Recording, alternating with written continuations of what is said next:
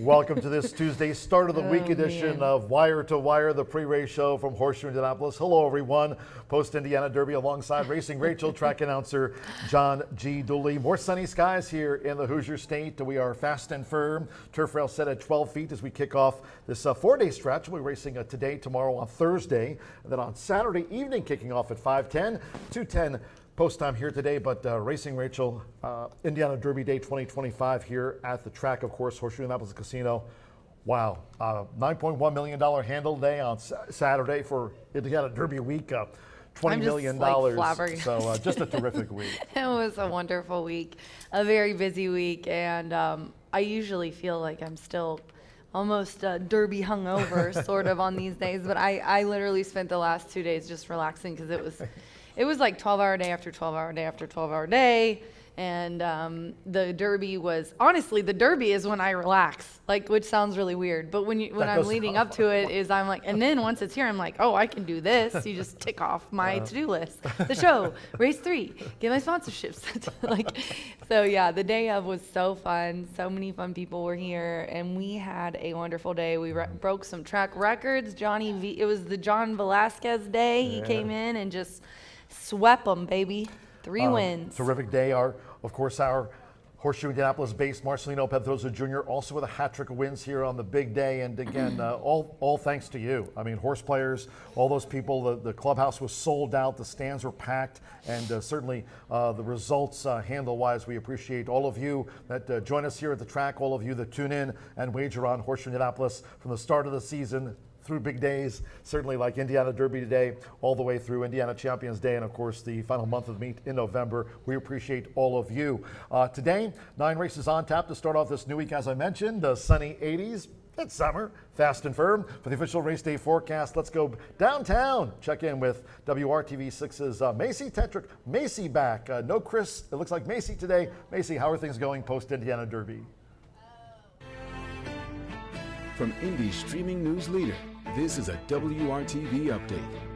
Well, you couldn't have picked a better day to have some racing. We've got a mix of clouds and sunshine, and it is warmer than where we were yesterday. We'll keep on climbing through the mid-80s, possibly into the upper 80s a little bit later on. So warm, feeling like summertime. Now later this evening, there could be a stray shower or thunderstorm, and more of the same as we look to tomorrow.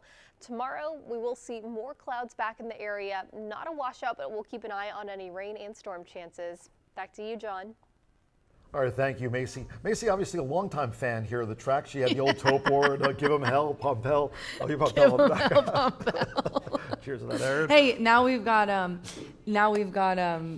Bet Mitch Get Rich, so. Yeah, we'll see how Mitchell Merle does for the rest of this meet. But going back to Saturday to recap here, the big ones, the big races on Saturday's Indiana Derby Day and Daily Racing Form Indiana Oaks. As we mentioned, Johnny Velasquez with 3 wins on the program.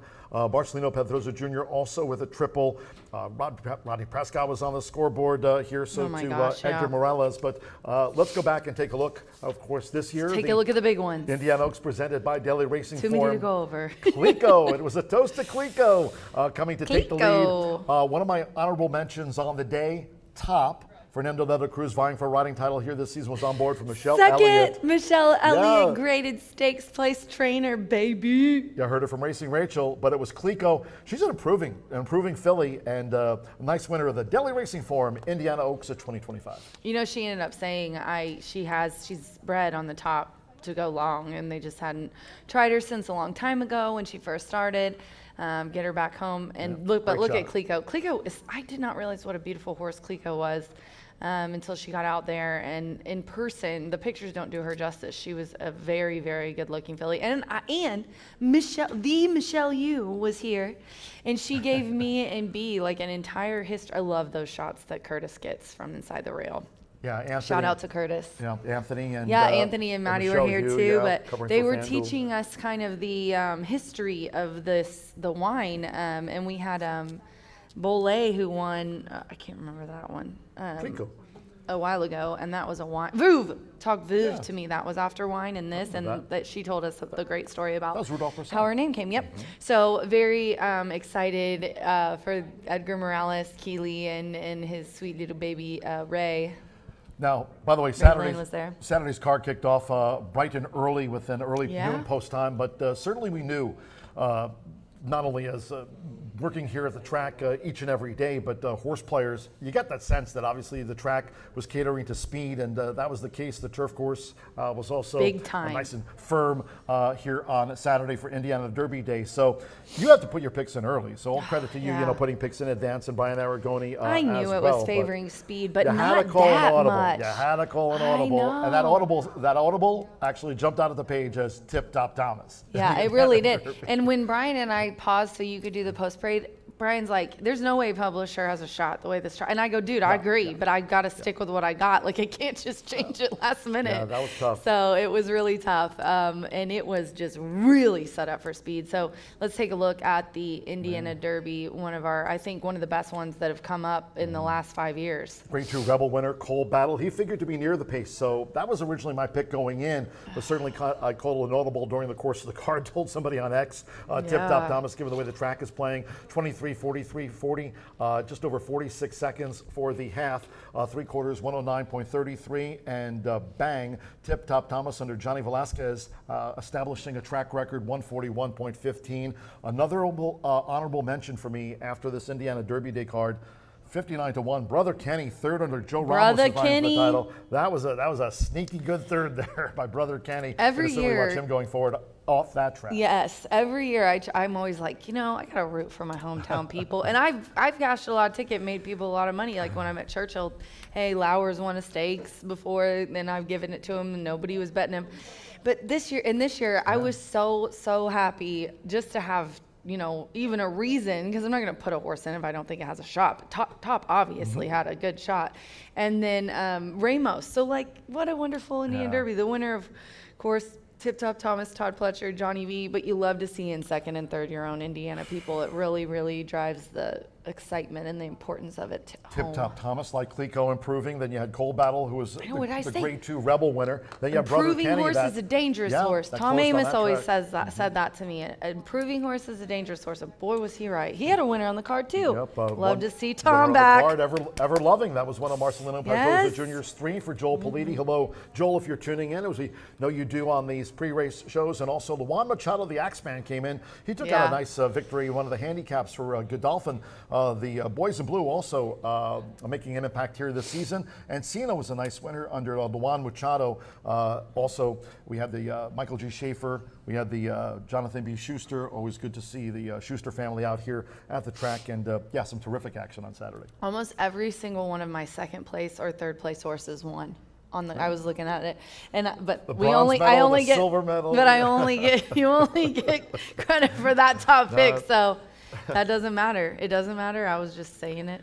Yeah. To point it out. It was a really nice day and a wonderful crowd. Lots of fun. Everything went off without a hitch. Hat contest was wonderful. We got so many beautiful homemade hats. We had our HVAF mega bet drawing. So yeah. Last week, Indiana Derby week, when you look at the handles across the nation going through that holiday weekend, Belmont at Saratoga, the Naira, Horseshoe Indianapolis. Oh, $20 million. boys. So cheers to you, horse players. Speaking of Horseshoe Indianapolis, a little bit of a summer break for us. We run again. We're going to run Saturday evening. Where are you going to go? Belgium 5:10 again? post time. I'm just going to. I'm staying here in the States. This You're year. staying here? You're Yeah, going to more keep like- Tim and more like- Bugsy, the more like Three Ch- Musketeers? More like Chicago and maybe a trip to Jack Thistledown. They're celebrating 100 years this year. Maybe I'll go back to my old stomping grounds there at the Big T. Had to laugh because 34 years apart, called Johnny Velasquez's first I know, greatest that stakes was winner. That 34 years And his later. most recent All his one. latest, like where's time gone? But that summer break, the 21st to the 26th. Yeah, we're going to take a week off. It's a long meet, you guys, and I think this is one of the better things that Eric has decided to do since like he's it a gotten lot. here. When we just run, especially the Indiana breds, they just need a break, all of us. The human Indiana breds and the horse Indiana breds. A break in between this long meet is definitely needed. It gives the track a break and Tony to work on it, let it chill out and settle. And then the second half, we can see how things go. But it is going to be the 21st to the 26th, I believe. Ray and I are going to be in Myrtle Beach, which is going to be fun. We're going on a girls' trip. John will hold it down here in Indiana for you guys, and we'll be back. I think it's like the 28th or something. Is that first day back?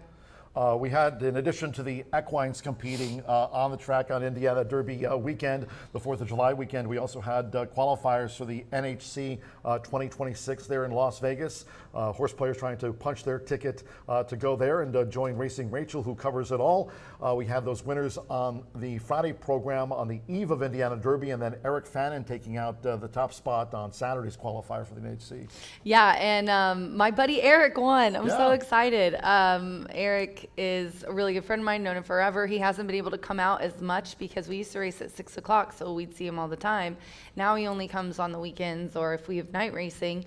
He texted me and was like, I won the NHC tournament. And I said, no, you did not. And the hand of God, these are the texts. That was my last bet. I was sitting at 1,700, bet 800, and then I had the late pick 4 and a $10 pick 3. Finished with $8,100. I was like, I cannot believe you won. He was like, I know it's crazy. Needed to make up some ground and loved that 1 to 5, so I pounded it with a $200 Exacta. This is all kind of like dirty talk for big hardcore handicappers, but he was really excited. So definitely made some good bets. And you know what? You just gotta. That's the way to do it, is pick a horse that you love and hammer it, and then put some other bets on that you can kind of get some money back. That's what I've been told by the professionals in Vegas. Read us more from your phone. No, That's going to be a new that's segment. about it.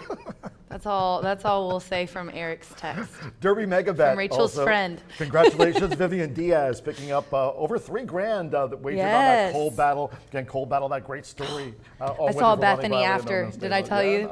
I'm I'm walking by Bethany and she goes, and I just went, saw her and was like, oh girl. And she went, oh, this close, almost. She was just kicked butt this weekend out here all by herself. Great action. And that was great. So congratulations. So she put $1,000 across the board and she got second and she took home $3,000. So. Yeah, no, great to have everybody joining us this week. Brian Aragoni was giving out winners left and right as well. He did. And, How many do you have in the notes? It was a lot. It was a lot. How much, Trump? No, he had 4 winners on the Saturday card and was 9 of 13 in the money on Saturday. Crushed it, bro. Tip sheets available from Brian Aragoni, Racing Rachel, and we'll close with a nice quarter horse allowance dash on today's card. The Martha Clausen quarter horse tip sheet, all available for you if you're joining us here on track. Just if you're up here in the clubhouse and joining the air conditioning and lunch, maybe perhaps even an early dinner, just take that elevator down one floor, and first floor OTB. You can pick up those free tip sheets from all of our handicappers here at the track, including Racing Rachel. Yes. Nathan's notes. How about Nathan? Oh yeah, Klein? let's talk about Nathan real What has quick. I want to Nathan give got? him a He's got- shout out. I love his race 1 note. If you want to bet with your stomach, here are some horses named after food on today's card. I love it. Me and Chili, which, hey, that could be chili con chili. This is a yeah. fun note, yeah. Race 3, 8, ribs and sausage, or race 5, the 10, cheesesteak. I love that. Also, this also, I just thought we could go over the first few, and then later on we'll do the 7 and 9. But race 4 Trademark is here. I saw that coming out of Stakes Company. He's the winner of the 2023 Clarksville Stakes and the Michael G. Schaefer Mile. He's been running some nice races. And that was just run on Saturday. That's right.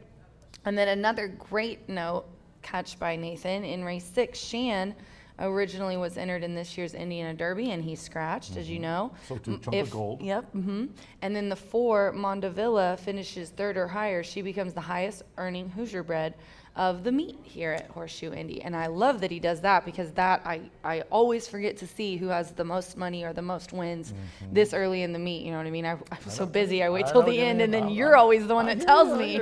Who's like, oh yeah, you know that horse has 6 wins this meet. And I'm like, yeah, I knew that. Good job, John. And Mondavilla too, Joe Ramos and Klopp too, by the way. Exactly. Yeah, good connections there with Mondavilla. We'll keep our eyes on his performance in the 6th race. That race scheduled at 4:45 as part of today's card. Sunny, fast, and firm. Turf rail set at 12 feet. By the way, we talked about some of those top-notch performances, especially those horses on the lead here on the big day, the big card on Saturday for Indiana Derby Day. Just to point out, that was with no portable rail up. We're out 12 feet today on the turf course. Yes. So it might change things as we go through this week of I'm racing here. interested to see how this goes. Including Saturday night. Thank you to our great sponsors. We want to salute, of course, our sponsors in 2025 and those that are back with us from last year. Woodford Reserve, Tequila Aradora, Breed Development, and the Winner's Circle sponsor back with us here this year.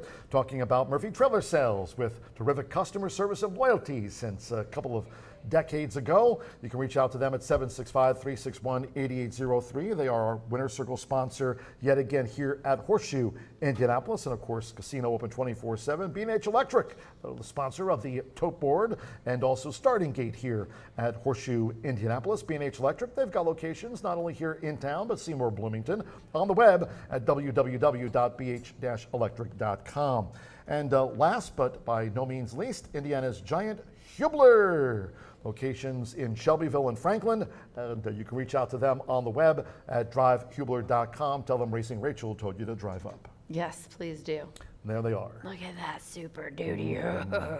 Social media, by the way, you can reach out to all of us here at the track on X, talking about former Twitter. I'm at John G. Dooley, Racing Rachel at Racing Rachel M. Martha Clausen will be along later today. That's the 6 o'clock hour, talking about a nice quarter horse allowance dash over the 330 yards, fast track, and no wind. Old Glory's barely a breath of a breeze there on Glory. And Brian Aragoni, of course, coming off a terrific weekend. He joined us for Indiana Derby, as he does each and every racing day. He'll be along soon to talk about the early pick 5. B, great job for us on the big weekend on X and Mr. B Analyst. And track-wise, we've got you covered each and every racing day. Not only the big days, not only like opening day, not only Indiana Derby day or Caesars or Champions Day here, but all season long on X at HS Indy Racing, on Instagram at Horseshoe Indy, and subscribe to our YouTube channel at Horseshoe Indianapolis Racing. Done on tap to start off a new week here. Again, Tuesday, Wednesday, Thursday cards at 2:10. No live racing on Friday and Saturday at 5:10 to wrap up this stretch for us post Indiana Derby Day here at the track. Yes, please join us for this wonderful week. We do race this Saturday, too. Brian Aragoni coming up next, right after a quick commercial timeout. Until next time for us, Racing Rachel and track announcer John G. Dooley, Don and John. Track announcer John G. Dooley saying, we're done. Have fun. Bye for now.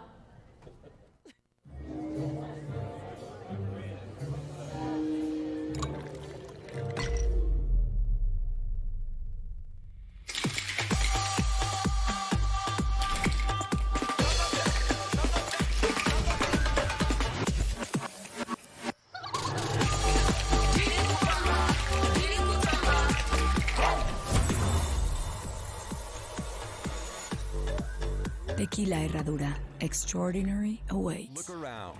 Spring is here. And no matter what you're planning or planting, it's nice to know Hubler Ford's got you covered for 200,000 miles. During Hubler's Spring Forward event, save big on a new Ford. You pay what we pay. Ford employee pricing for everyone. So spring forward, knowing Hubler's got you covered for 200,000 miles. DriveHubler.com.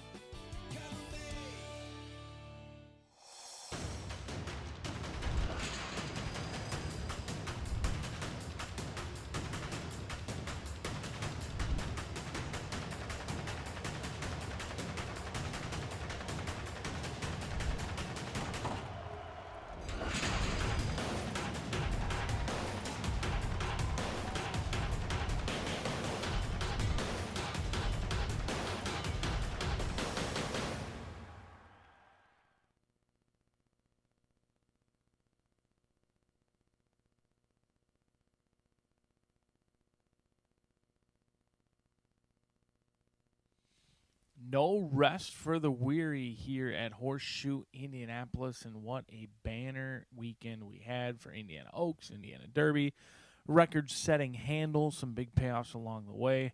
Even though we raced Tuesday to Saturday, right back in action here this week at Horseshoe Indianapolis, and a pretty intriguing card on a beautiful day. Another hot and steamy day here at Horseshoe Indianapolis, but we're thankful to be on a fast and firm turf course at rail setting at 12 feet. No scratches, no changes in the opener in here. Let's take a look at this first race, state-bred optional claimers in here. This group has taken turns beating up on one another over the past couple of years. Bass Coat most recently beat many of these foes in here at 10-1. Today you're going to get much lower than that, morning line of 3-1, but Bass Coat did take advantage of an absolutely splendid trip. So when I looked at this replay, or not only the replay, but this race, I think Prince Shim is a horse who wants to lead but doesn't want to see it out through the end. Highest Memories and Mansfield Tiger are two horses that have run admirably recently. They just haven't shown really that ability to dig down deep. Bold Spirit could be any sort in here. Cipriano Contreras, Manny Esquivel teaming up. Second start off the layoff. They didn't run a step last time out. I mean, this horse was basically eased across the wire. But one thing that's intriguing is a disastrous race, a terrible effort, and runs protected. Not in for a huge red flag class drop by any means. Bold Spirit has some intrigue second start off the layoff that they continue to run protected, and they think that last race was just a one-off versus something new for this 4-year-old. So I'll use Bold Spirit along with Mansfield Tiger, who's picked up pieces this year but hasn't really put it all together. Today could be the day for Mansfield Tiger. And then your outside runner, Me and Chili, ran too good to lose last time out, did all the heavy lifting, put away many of the other front runners in there, and I thought of those horses exiting that race, while I may not be fancied with any of them from that June 19th race, I thought Me and Chili was maybe the most impressive, even though third place finish losing to Mansfield Tiger and Bass Coat. Bass Coat did take advantage of a perfect trip that day, so I'm going to try and beat that one. 1, 3, and 8 as we kick off the card here at Horseshoe Indianapolis on a Tuesday. Race number 2, $1 pick fours in here, whatever fits your fancy in this spot. I'm going to spread out in here. I really think Rigoberto is going to take a ton of action along with Oil Man, and this is a race where, how about John Heron's horses, the 5 and the 6, 6-1 and 10-1 on the outside, a ton of speed on the outside, and Rigoberto and Oil Man have had a tough season thus far. They've both got 4 starts under their belt. Maybe some fresher horses like Hawkeye along with Reflex could get the job done in here. We'll spread in race number 2, kicking off that pick 4, but would not be surprised if the 2 and the 3 do run very well, but I think the 5 for me is probably going to be the one that I fancy most off that 2-win race streak. Race number 3, scratch the 4 and 7 out of this event, 5.5 furlongs. Going to be the distance for 3-year-old fillies looking for their first career victory. 2, 3, and 6, this could be a race where absolutely anyone could win in this spot. 2, 3, and 6 are going to be who I fancy the most. The 2 and the 6 are going to have the lead. I don't think they've got the most determination necessarily to get to the wire first. I haven't seen a whole lot of really digging down deep determination from either of those two. How about Seashell Sally Sells? Could be a good one in here for the thumbs up game. Miguel Angel Silva. That horse wants to come from off the pace. Lightly raised, only 2 career starts thus far, and provides some upside at 6-1. Race number 4, a challenging event, but it does kick off that late fire 5. Scratch numbers 2 and 4 out of that event. I'm going to key in on Winter's Lion and Trademark. All of the horses out of that June 18th race, I just crossed them off. Wasn't impressed with any of them. I thought only the top 2 made an effort between Speed Biased and Native Land scratched out, so I'm not going to use any of those 3. Winter's Lion and Trademark. Trademark is a horse who's been off form, has a ton of back class, is getting a little long in the tooth, and this horse is going to be all of 3 to 5 in this spot. A $1.1 million earner who hasn't won in 2 years. If there's ever going to be a day that Trademark feels good and spry, today's going to be the day, because I'm not sure how many more times he'll go to the starting gate if he doesn't wake up soon, because he's raced in some very tough competition. It wasn't all that long ago, in fact, that he was running on Pegasus Day at 20-1 against National Treasure. He's faced some of the country's toughest. He gets a ton of class relief today, and he should be the one to beat, but Winter's Lion is a nice claim for Aaron Shorter and Jaime Torres, and Torres is here for a reason. We'll see if one of those 2 can get the job done, but they are winless over the last 2 years, so it's a challenging race in my opinion. I don't like that June 18th race, so I'm going to use just those 2 horses, try and get by in both the early pick 5 as well as the late fire 5. Race number 5, we step on that turf course for the first time of the day, scratch 5, 6, and 8, 5, 6, and 8 out of the 5th. And this is going to be where I single. How about Boitano, a horse who's been in good form here recently, has a 2nd and a 3rd in his name, goes back to the turf course where he's as consistent as they come. Perfect 5 for 5 in the trifecta. He can have the lead. He doesn't necessarily need the lead. He gets the red-hot Mitch Merle in the saddle. And how about Jose Camayo? Speaking of hot, he's winning at 43%. The 8-time winner looks fit and ready to rock and roll here at Horseshoe Indianapolis and gets a big jockey upgrade as well. Merle on Joe Rocco Jr. off. That's a jockey upgrade in my opinion. I think this is strictly the horse to beat at 6-1. We're going to single a 6-1 shot here at Horseshoe Indianapolis. And no, it is not a sleepy Tuesday here at Horseshoe Indianapolis. It is a very exciting Tuesday in which we have a ton of racing action coming at you. 9 opportunities for you to pad your bankroll on opening week at Saratoga, not Saratoga, at Belmont or anything like that. We're opening up Saratoga, and we're kicking it off the right way here at Horseshoe Indianapolis, where we have a ton of action. We've got some big fields. We've got a firm turf course, and there is a lot of ways to make money, especially in that 11.99% takeout pick 5, one of the lowest takeouts in the nation. Today it is the lowest takeout in the nation, and thankful to have those 15% takeout pick 4s as well. A lot of opportunity for you to pad your bankroll or your purse, whichever one fits your fancy, as we are 16 minutes away from the opener on a Tuesday here at Horseshoe Indianapolis. John G. Dooley takes you through the scratches and changes next.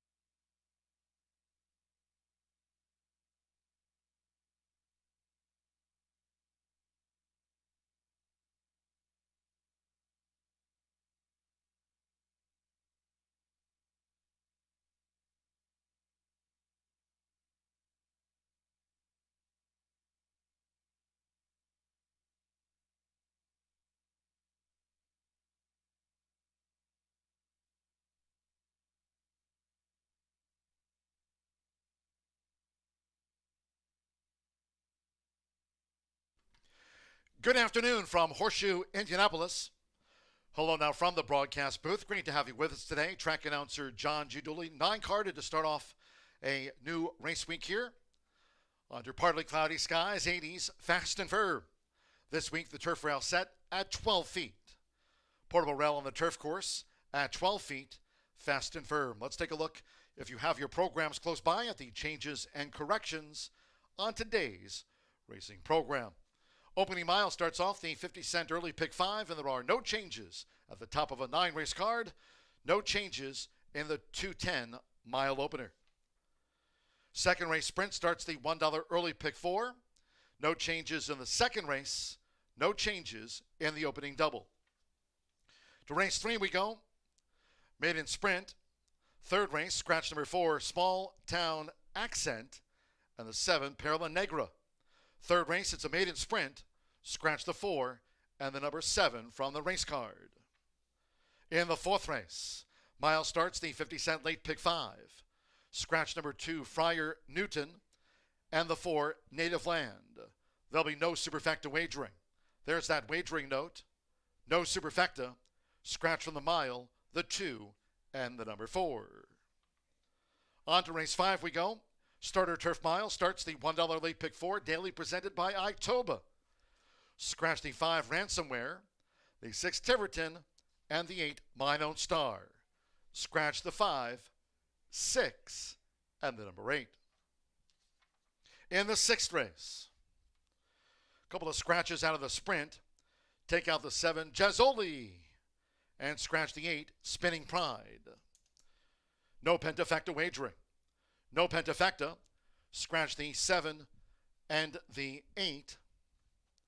Number 4, Mondavilla, 2 pounds over. Number 6, Vehemently, and 3 pounds to the listed program weight there. Scratch 7 and 8. After the sprint, back to the turf we go. Race 7, the Phillies Mares Turf Mile. Scratch the 7, Covenant Lady, and the 11, Grey Faust was entered as a main track only. Turf firm. Scratch the 7 and the MTO number 11. Race 8, Maiden Turf. Scratch the 10, Morgan's Bluff. Number 10, Morgan's Bluff, has been scratched. 1, Argentinidad, a jockey change to Joseph Bielmer. The weight's okay there. Joseph Bielmer rides the 1, Argentinidad. Number 4, Romanaya, will run without hind shoes. No hind shoes for number 4, Romanaya. Number 6, Emissary, a change of jockey to Danny Sheehy. Danny Sheehy will partner the 6, Emissary. In the 9th, due at 6:15, closing the card with a quarter horse dash over the 330 yards, fast, no wind. Scratch number 3, R Love Interest. Number 3, R Love Interest has been scratched from our final quarter horse dash of the day. There they are in the walking ring for the opening starter mile. Partly cloudy skies, 80s, main track fast, and on the turf course with the portable rail set at 12 feet, course firm. We'll have the opener due off in 12 minutes time. Make it a great day with us here at Horseshoe Indianapolis.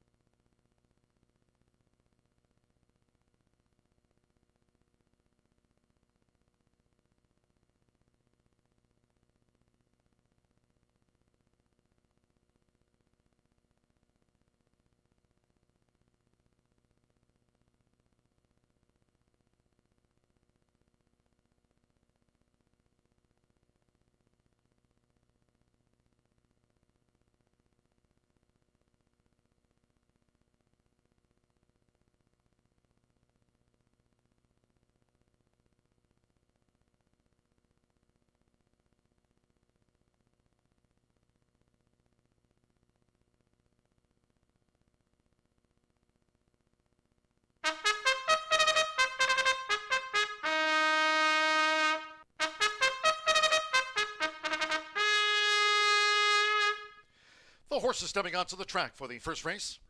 Race 1 over the mile, a field of 8. No changes here at the top of the card. 9 races on tap, fast and firm. For turf races, the turf rail set at 12 feet to start the race week. Fast and firm, race 1 with exacta, trifecta, superfecta, double pick 3 and start to the 50-cent early pick 5 with the mile. 2 minutes to post time. 2 minutes.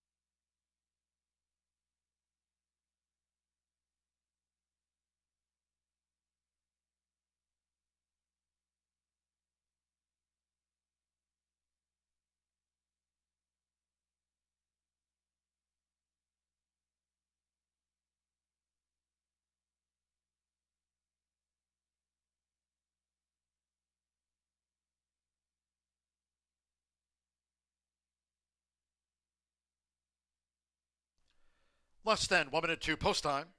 Less than 1 minute.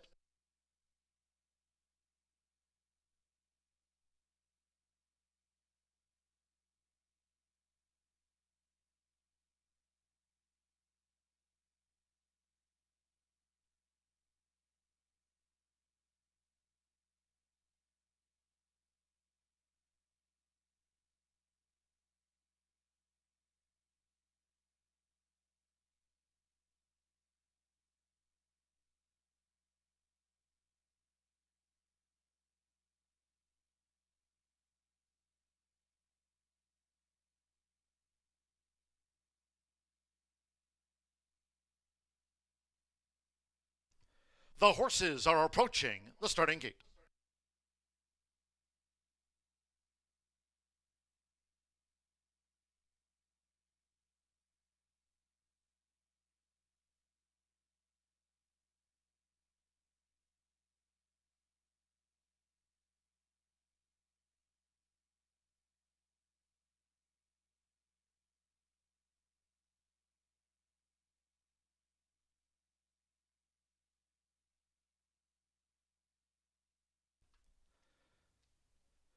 The horses have reached the starting gate. It is now post time. Evan Roman, Prince Shim first in. Manny Esquivel with Bold Spirit coming up. Loading for the mile. Rodney Prescott taking and run. Alberto Burgos, base coat. Base coat loads. Andres Aloa with Highest Memories.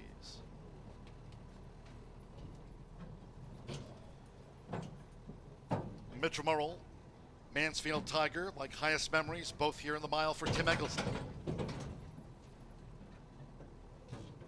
Eva Money, Mansfield Tiger, the first favorite.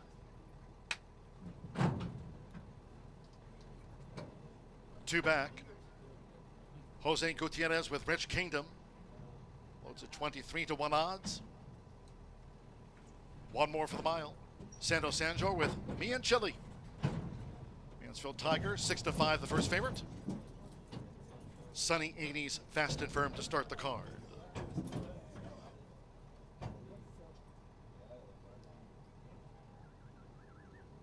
They're in the gate.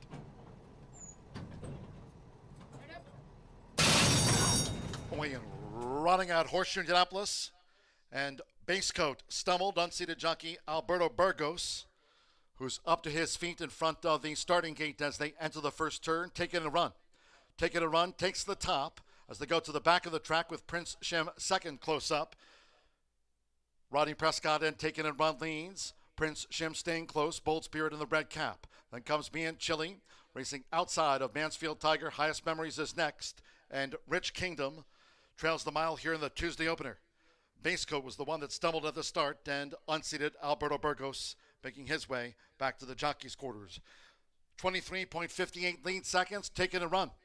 Taking a run has established a clear lead from Prince Shim going past the half-mile pole and has widened to a 4-length advantage. Bold Spirit with the rail now being driven to over 3 furlongs from home. Me and Chili, Mansfield Tiger is starting a bid, but in tight quarters. Highest Memories on the far outside. Rich Kingdom remains last. It's still taking a run. Half mile 46.77. With Rodney Prescott taking a run. Leads coming toward the quarter pole. Is in front by a half dozen lengths. Prince Shim still second, but under pressure. Then Highest Memories with Me and Chili. Rich Kingdom on the front side. Mansfield Tiger is second to last in between horses. And finally, Bold Spirit tailed off. Taken and run, looking to finish them off. 3/4, 1 minute 10.60 seconds with Rodney Prescott. Taken and run is 9 lengths in front. Coming past the 16th. Taken and run with an unassailable lead. From Highest Memories, Rich Kingdom back in third. Mansfield Tiger fourth. Taken and run, wire to wire. Highest Memories was second. Rich Kingdom third. Mansfield Tiger finished fourth.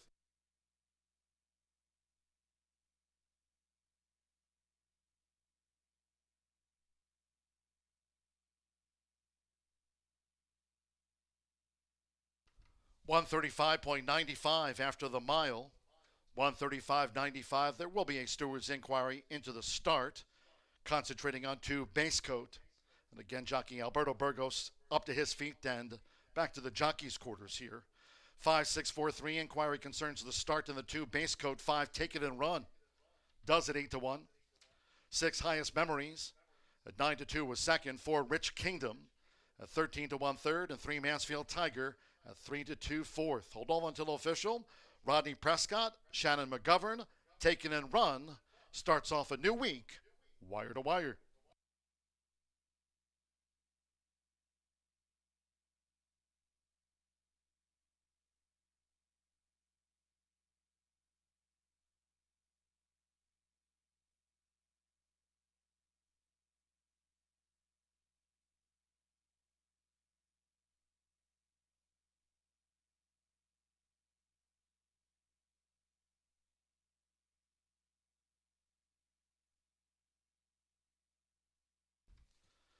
Again, there was a General Stewards inquiry concerning the mile start and the two base coat, who stumbled coming out to the gate, and unseated Alberto Burgos. Rider okay, base coat okay.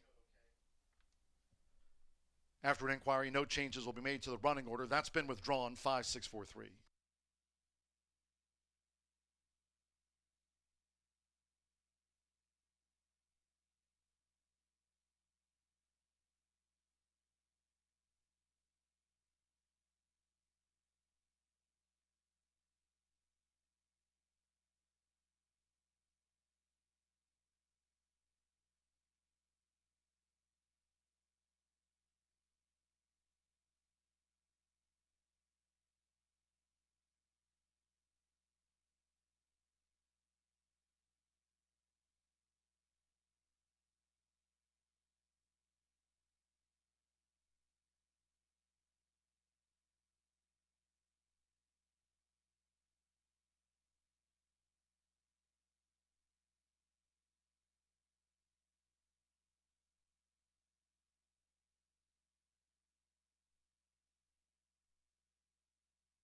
The result of race one, the mile is now official.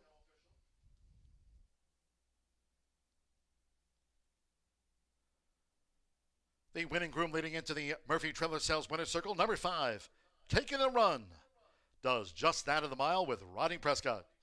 Taken and Run, 4-year-old Dark Mayor Brown gelding by Run Happy. The Pioneer of the Nile mare, Take It Back.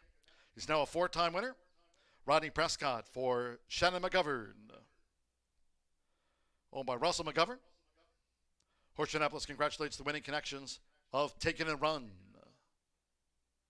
Leads them wire to wire to start the card after the mile. First results in 5-6 exacta, $103.60. 50-cent trifecta, 5-6-4, $186.05. Mansfield Tiger fourth, 10-cent superfecta, 5-6-4-3, paid $128.32. In the mile opener, favorite fourth, 8 faced the starter, 135.95. 22 minutes away, race 2 in the sprint. No changes, all 6 run. No changes in the next one. Exacta, trifecta, superfecta, double pick 3 starts to the $1 early pick 4. Post time will be at 2:42 in all cases. If you can, please do try to make your Horseshoe Indianapolis selections and wagers today early. Thank you. Coming up in a moment, our first race replay of the mile. Hope you had a bet on Taking the Run.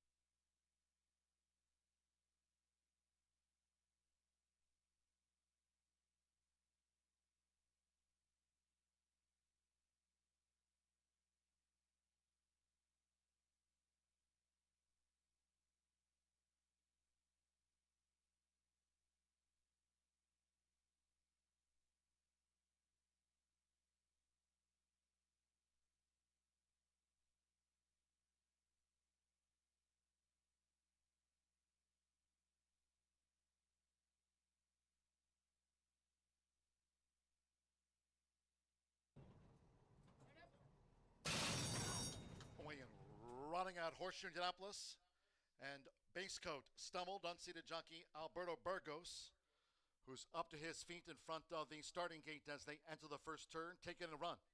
Taking a run, takes the top as they go to the back of the track with Prince Shim second close up.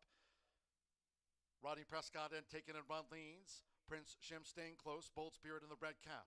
Then comes Me and Chili, racing outside of Mansfield Tiger. Highest Memories is next, and Rich Kingdom trails the mile here in the Tuesday opener. Basecoat was the one that stumbled at the start, and unseated Alberto Burgos making his way back to the jockey's quarters. 23.58 lead seconds, Taking a Run. Taking a Run has established a clear lead from Prince Shim going past the half-mile pole and has widened to a 4-length advantage. Bold Spirit with the rail now being driven to over 3 furlongs from home. Me and Chili. Mansfield Tiger is starting a bit, but in tight quarters. Highest Memories on the far outside. Rich Kingdom remains last. It's still Taking a Run. Half mile 46.77. with Rodney Prescott taking a run, leads coming toward the quarter pole, is in front by a half dozen lengths. Prince Shim still second, but under pressure. Then Highest Memories with Me and Chili. Rich Kingdom on the front side. Mansfield Tiger is second to last in between horses. And finally, Bold Spirit tailed off. Taken and Run, looking to finish them off. 3/4, 1 minute 10.60 seconds with Rodney Prescott. Taken and Run is 9 lengths in front. Coming past the 16th, Taken and Run with an unassailable lead. From Highest Memories, Rich Kingdom back in third. Mansfield Tiger fourth. Taken and Run, wire to wire. Highest Memories was second, Rich Kingdom third, Mansfield Tiger finished fourth.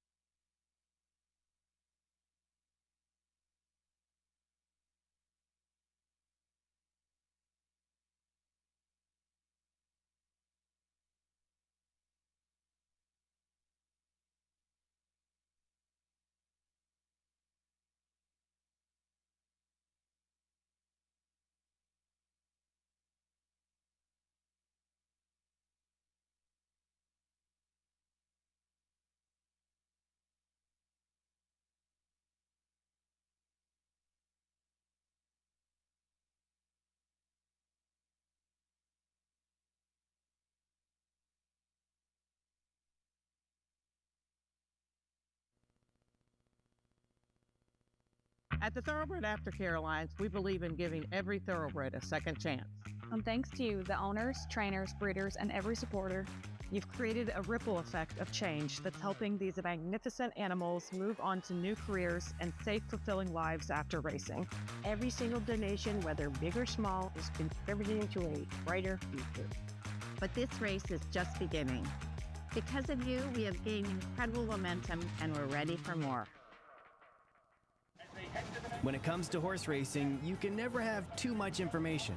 With TwinSpires, you can place your bets with confidence. Whether you use handicapping insights like our Brisnet speed ratings, prime power and past performances, the guidance of our experts' top picks, or just choose a name that catches your eye. Yes! No matter how you pick your horse, bet with TwinSpires. And now you can race to victory with TwinSpires tournaments.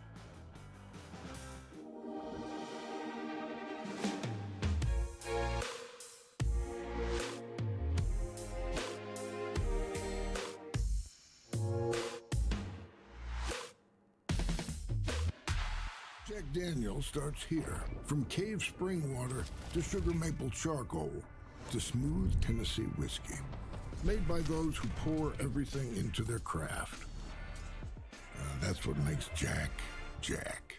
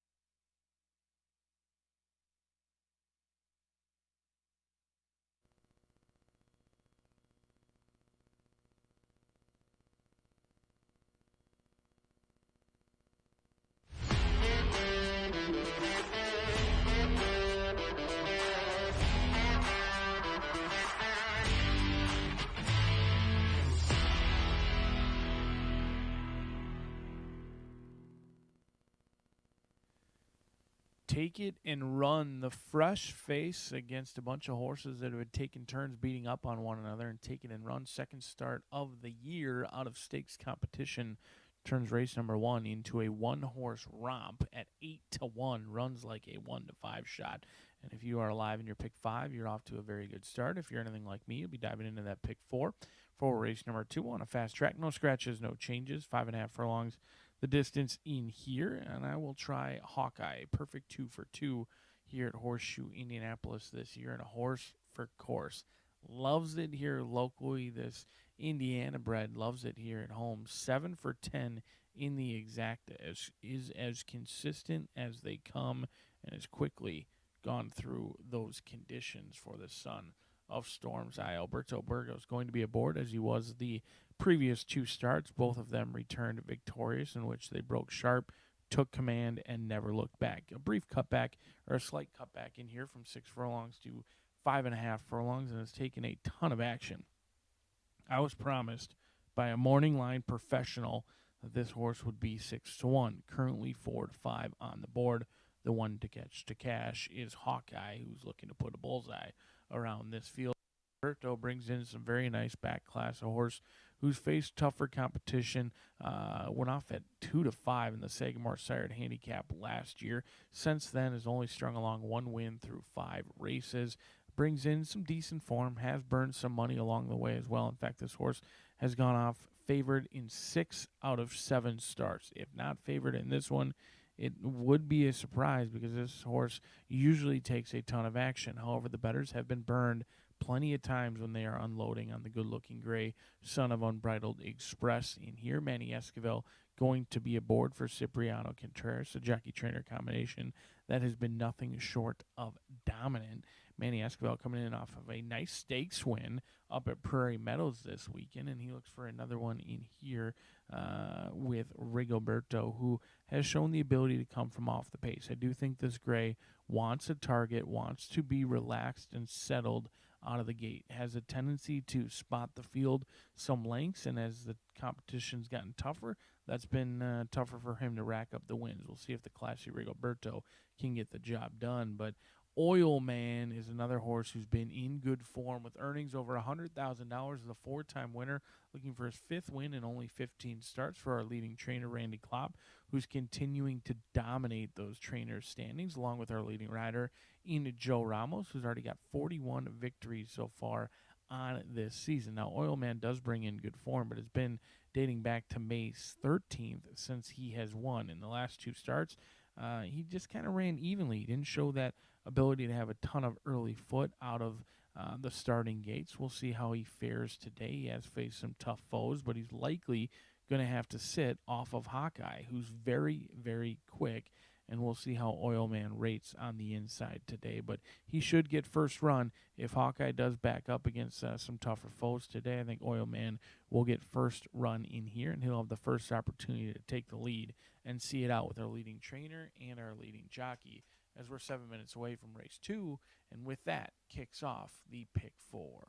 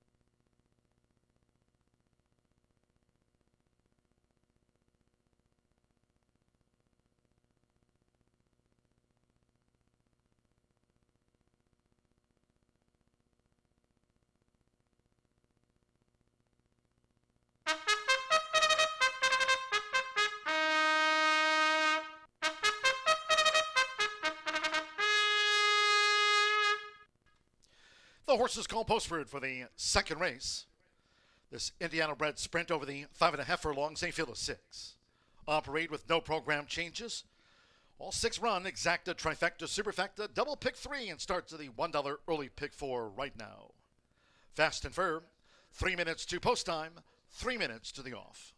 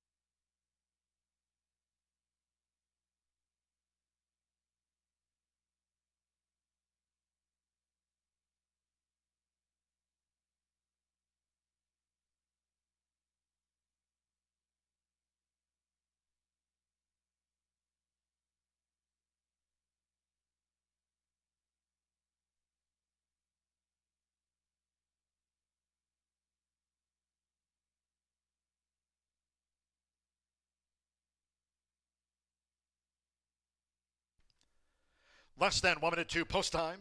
Start to the $1 early pick 4. Less than 1 minute.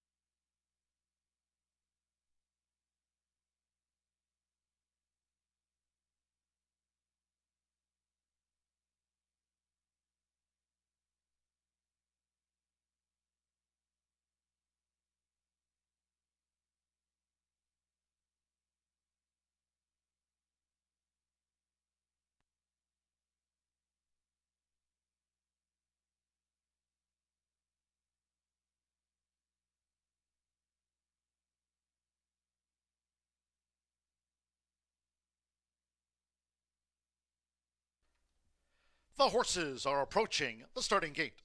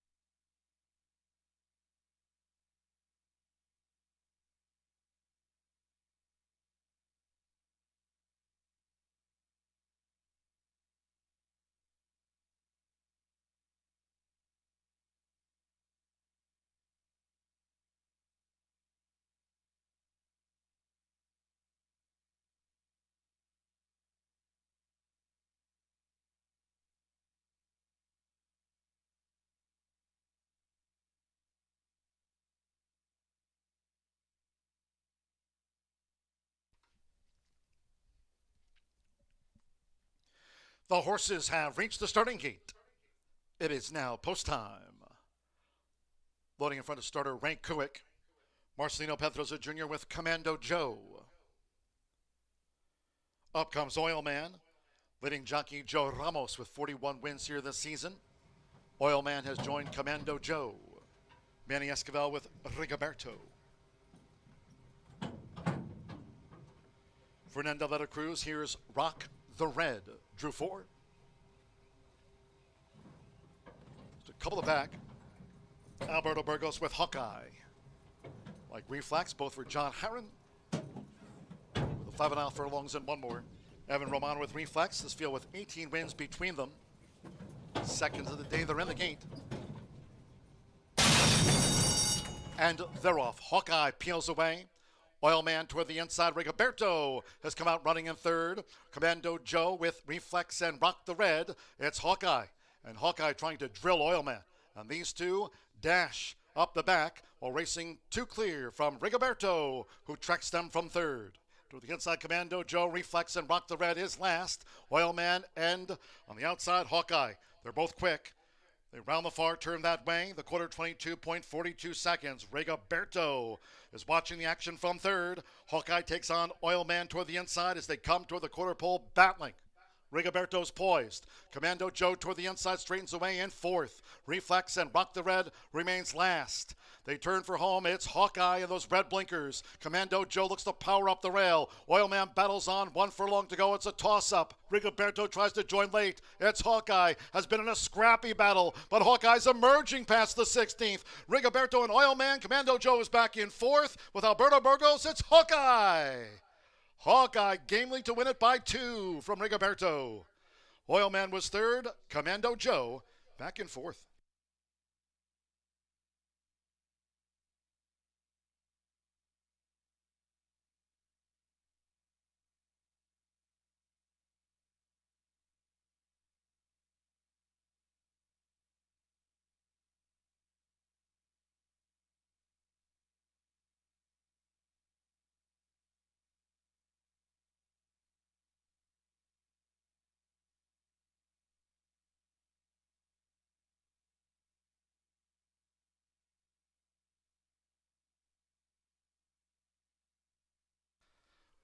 .103.24 seconds after the state bred sprint. 103.24.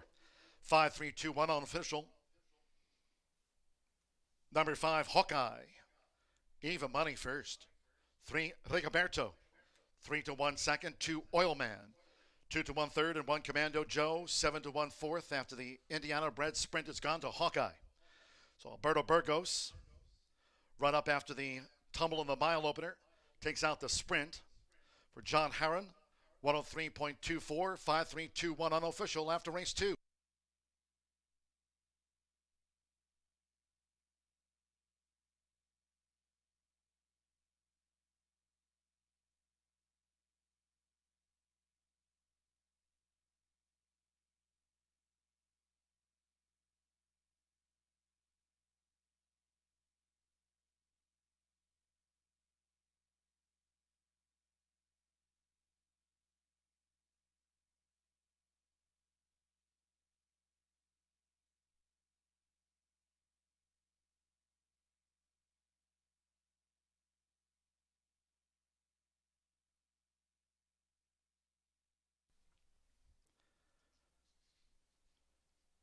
Stepping into the Murphy Trailer Sales winner's circle, he's game.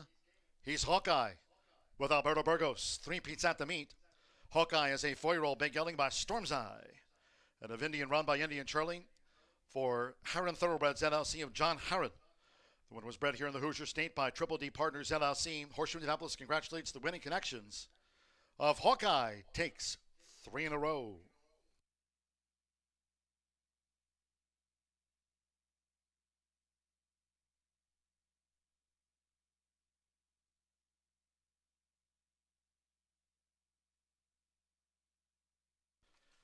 The result of the second race is now official.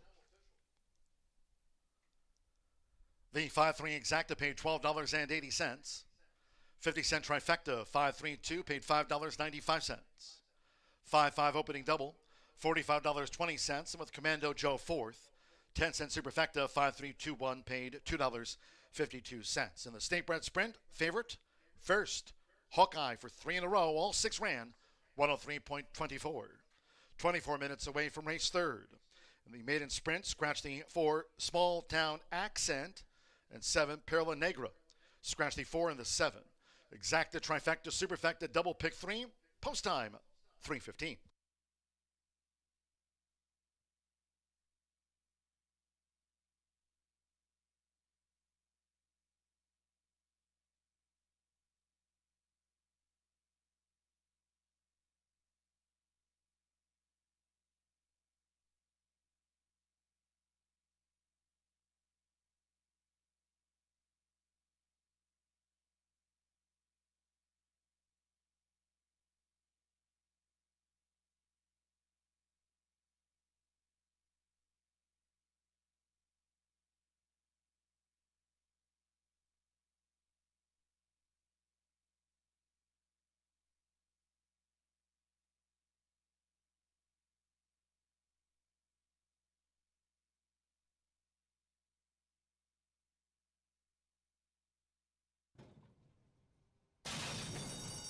And they're off. Hawkeye peels away.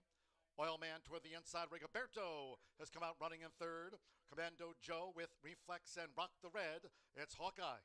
And Hawkeye trying to drill Oilman. And these two dash up the back while racing 2 clear from Rigoberto, who tracks them from third. To the inside, Commando Joe, Reflex and Rock the Red is last. Oilman and on the outside, Hawkeye. They're both quick. They round the far turn that way. The quarter 22.42 seconds. Rigoberto is watching the action from third. Hawkeye takes on Oilman toward the inside as they come toward the quarter pole battling. Rigoberto's poised. Commando Joe toward the inside straightens away in fourth. Reflex and Rock the Red remains last. They turn for home. It's Hawkeye and those red blinkers. Commando Joe looks to power up the rail. Oilman battles on. 1 furlong to go. It's a toss-up. Rigoberto tries to join late. It's Hawkeye. Has been in a scrappy battle, but Hawkeye's emerging past the 16th. Rigoberto and Oilman. Commando Joe is back in fourth. With Alberto Burgos, it's Hawkeye. Hawkeye gamely to win it by 2 from Rigoberto.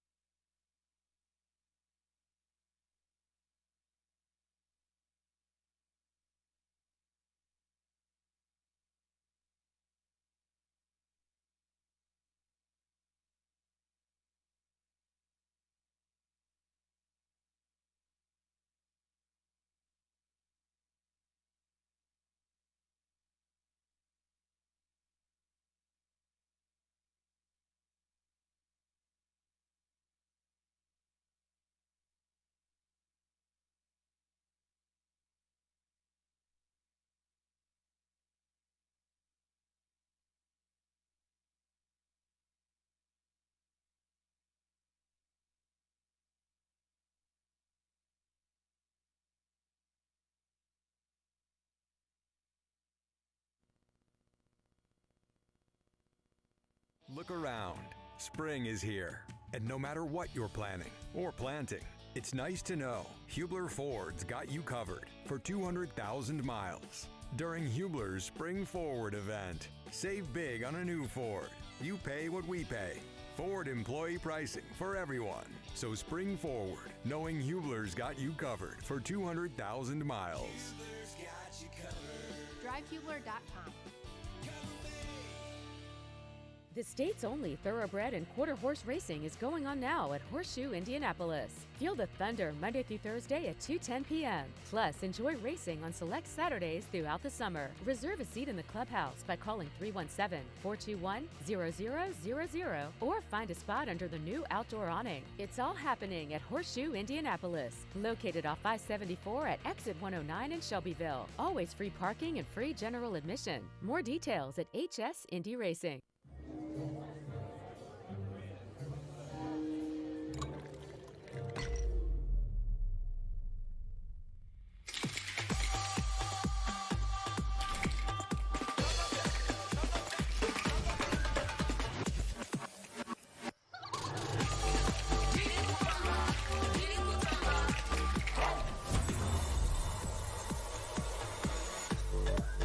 Tequila Herradura. Extraordinary awaits.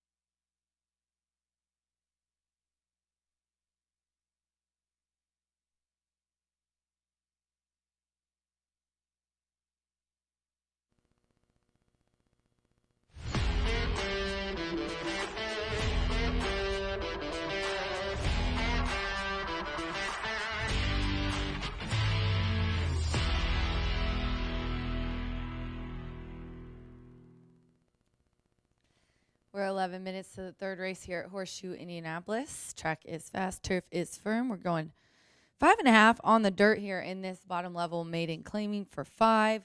And we have the 4 and the 7 out of here. I'm going to go with the 6 on top. 4 to 5 favorite. Sunny's Flame. Eric Foster trains this 3-year-old filly.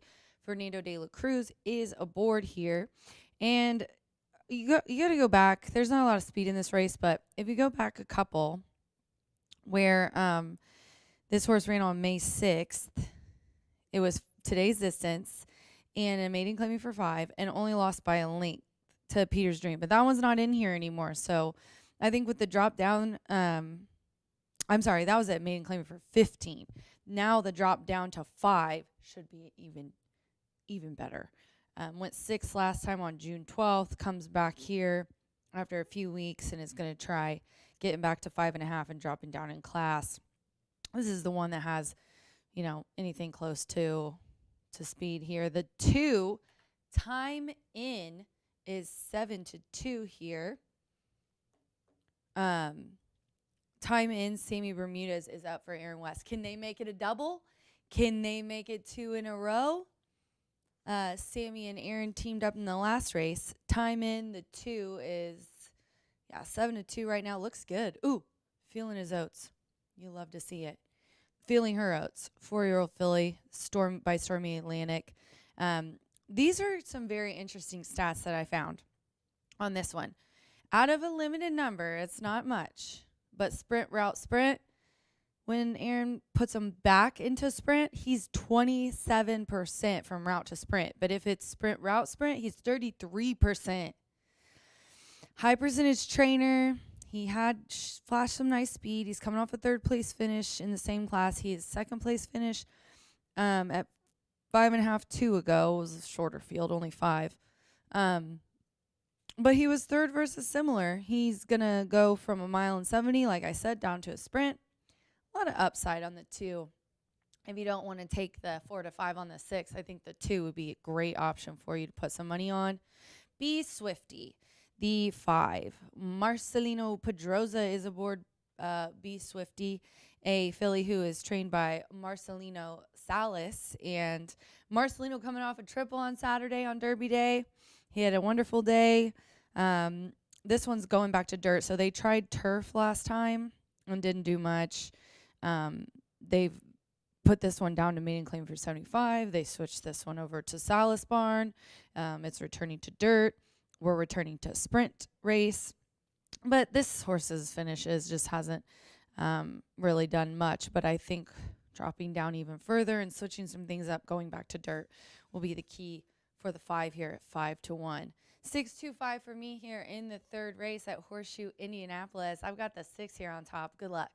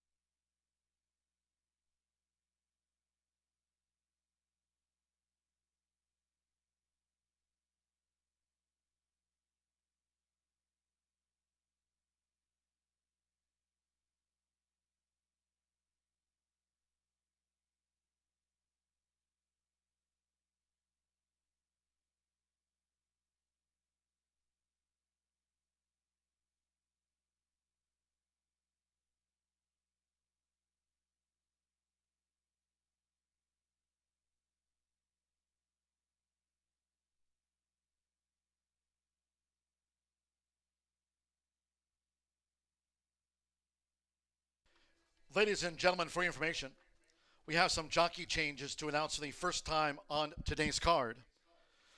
Some jockey changes just in. In the 4th race, number 5, Hearn, will now be ridden by Evan Roman. Alberto Burgos taking off his calls in races 4, 6, and 8. Jockey changes in those races today. Race 4 of the mile, 5 Hearn, Evan Roman will ride. In the 6th race, number 1, Dr. Alex is in. A change of jockey to Fernando de la Cruz. Fernando de la Cruz picking up the call on 1, Dr. Alex is in. That in a 6th race sprint. And turning to the 8th race in your program. One more jockey change for Alberto Burgos. And in the 8th race, that maiden turf, number 9, Momentario, make the jockey Evan Roman. Evan Roman on 9, Momentario, jockey Alberto Burgos off his mounts in the 4th, 6th, and 8th. Horseshoe Indianapolis paddock judge Brandy Bell with a call here for Riders Up.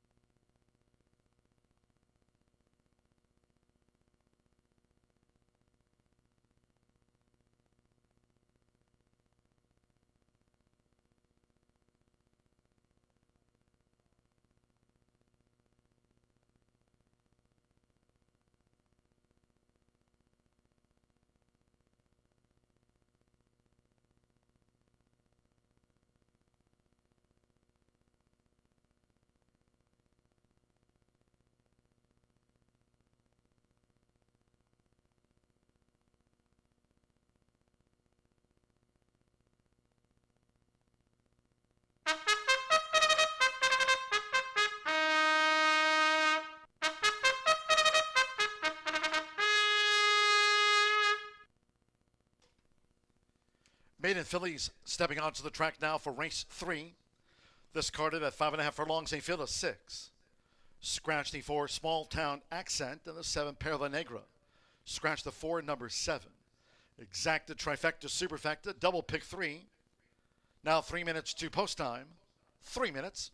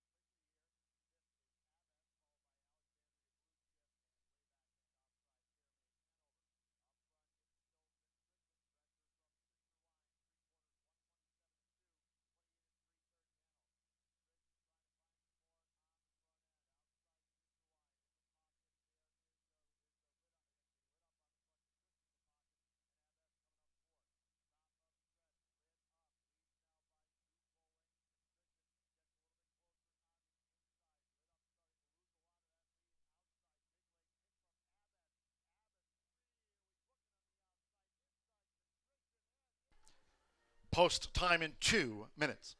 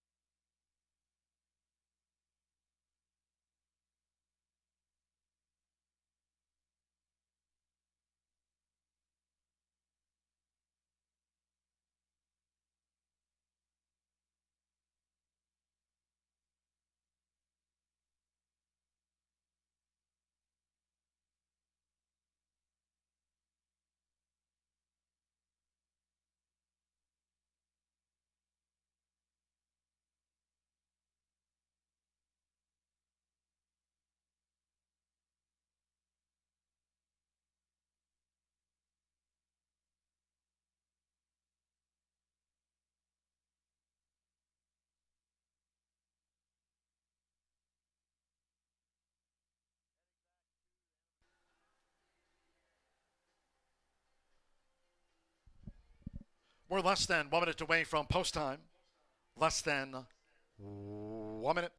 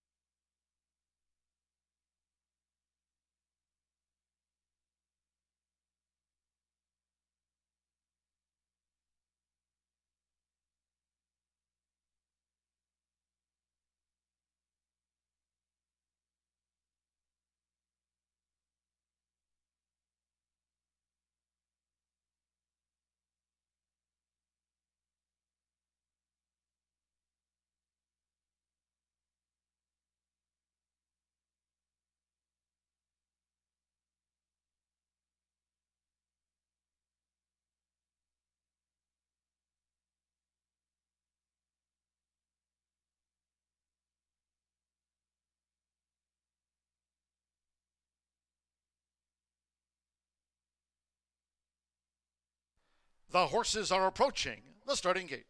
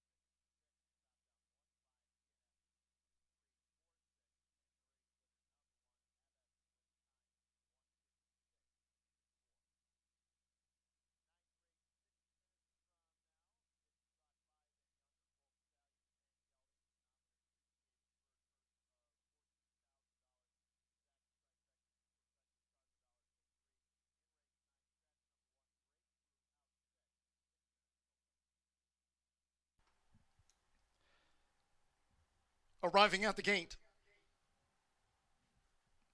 it is now post time with Marcelino Pedroza Jr.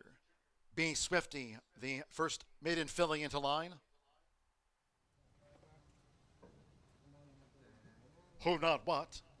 Jose Gutierrez claims a 10-pound apprentice allowance with 5 career wins. Who Not What has joined Be Swifty. Sammy Bermudez with Time In.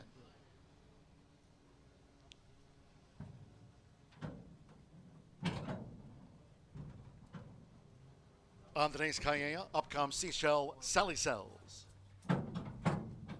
Fernando Letta Cruz, Sonny's Flame loads the 1-2 favorite Sonny's Flame. One more, Andres Ulloa with Ribs and Sausage. Taking and running Hawkeye, our first 2 winners, all in line.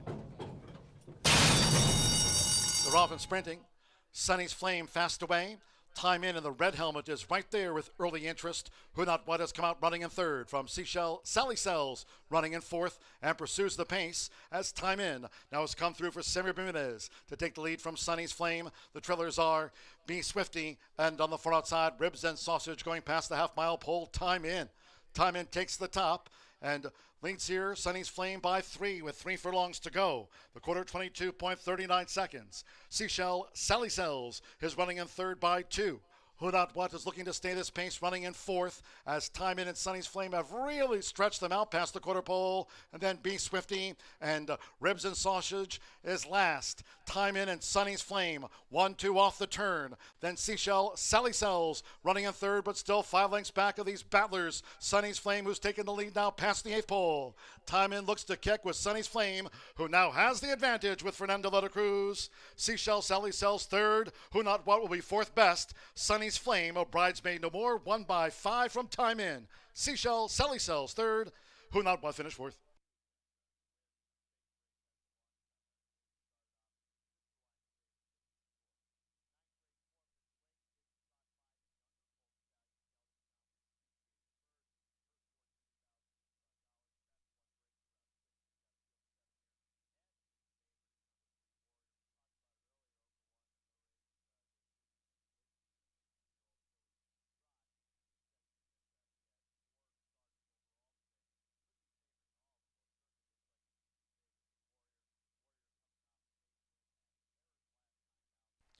.104.87 after the maiden.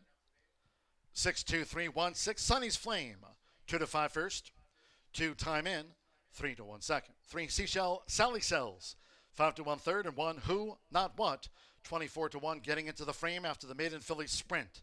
104.87. Fernando de la Cruz on the door of Flame Away for Eric Foster. Foster Family Racing. Sunny's Flame. 2-5 favorite home.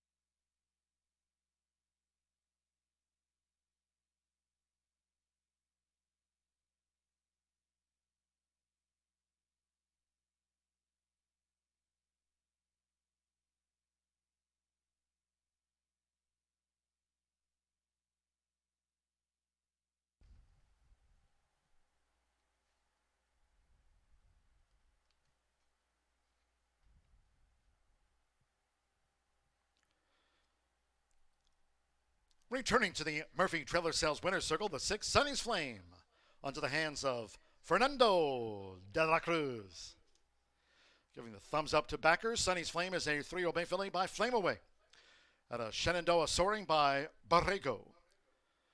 Eric and Foster trains for Brooklyn Foster's Foster Family Racing. Horseshoe Indianapolis congratulates the winning connections of Sunny's Flame out to the maiden fillies ranks. It's official. 6-2 exacta, $6.20. 50-cent pick 3. First pick 3 of the card, paid $18.95. The 50-cent trifecta, 6-2-3, $2.85. 5 and 6 double, paid $5.80. 10-cent superfecta, 6-2-3-1. Who Not What ran fourth in the maiden. 10-cent superfecta, paid $2.23. 4 and 7 were the non-runners in the maiden fillies dash. Favorite first. 6 ran, 104.87. 21 minutes away, race 4 in the mile. Scratch 2, Friar Newton, and 4, Native Land. No superfecta wagering. Scratch 2 and 4, 5 Hearn. Jockey change again to Evan Roman. As we noted, Alberto Burgos off his mounts in the mile and races 6 and 8. Evan Roman here on 5 Hearn in the mile. Exacta trifecta. Again, there's no superfecta wager featured here. Double pick 3 and starts at the 50-cent late pick 5. If you're just stepping into the track, main track fast and the turf course with the portable rail set at 12 feet firm. Post time will be at 3:46.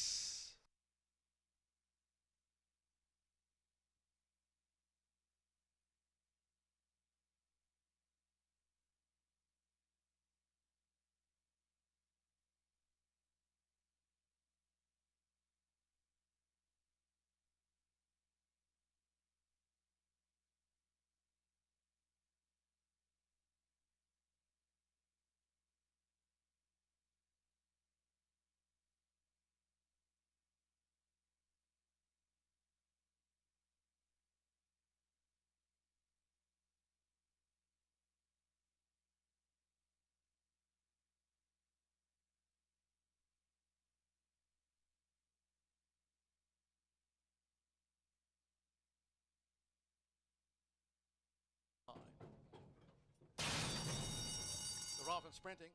Sunny's Flame fast away. Time in, and the red helmet is right there with early interest. Who Not What has come out running in third from Seashell. Sally Sells running in fourth and pursues the pace as Time In now has come through for Samir Bermudez to take the lead from Sunny's Flame. The trailers are Be Swifty and on the far outside, Ribs and Sausage going past the half-mile pole. Time In. Time In takes the top and leads here Sunny's Flame by 3 with 3 furlongs to go. The quarter 22.39 seconds. Seashell Sally Sells is running in third by 2. Who Not What is looking to stay this pace, running in fourth as Time In and Sunny's Flame have really stretched them out past the quarter pole. And then Be Swifty and Ribs and Sausage is last. Time In and Sunny's Flame 1-2 off the turn. Then Seashell Sally Sells running in third, but still 5 lengths back of these battlers. Sunny's Flame, who's taken the lead now past the 8th pole. Time In looks to kick with Sunny's Flame, who now has the advantage with Fernando de la Cruz. Seashell Sally Sells third. Who Not What will be fourth best. Sunny's Flame, a bridesmaid no more, won by 5 from Time In. Seashell Sally Sells third. Who Not What finished fourth.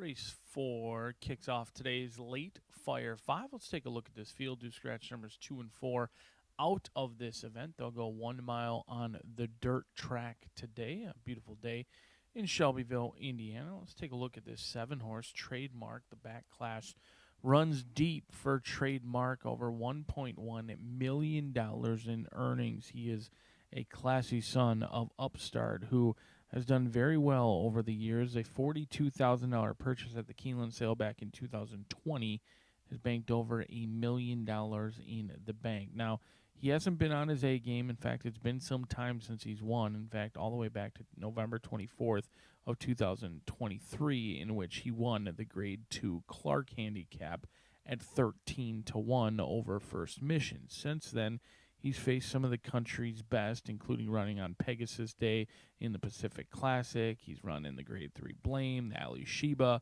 but he's been off form. He hasn't hit the board in any of those starts. In fact, it's been 7 starts since he's hit the board, and we're looking for a wake-up call in here. He's getting a ton of class relief in this spot. This is the easiest field he's likely seen since his maiden breaking score, but Trademark does need a wake-up call. We'll see if that wake-up comes today.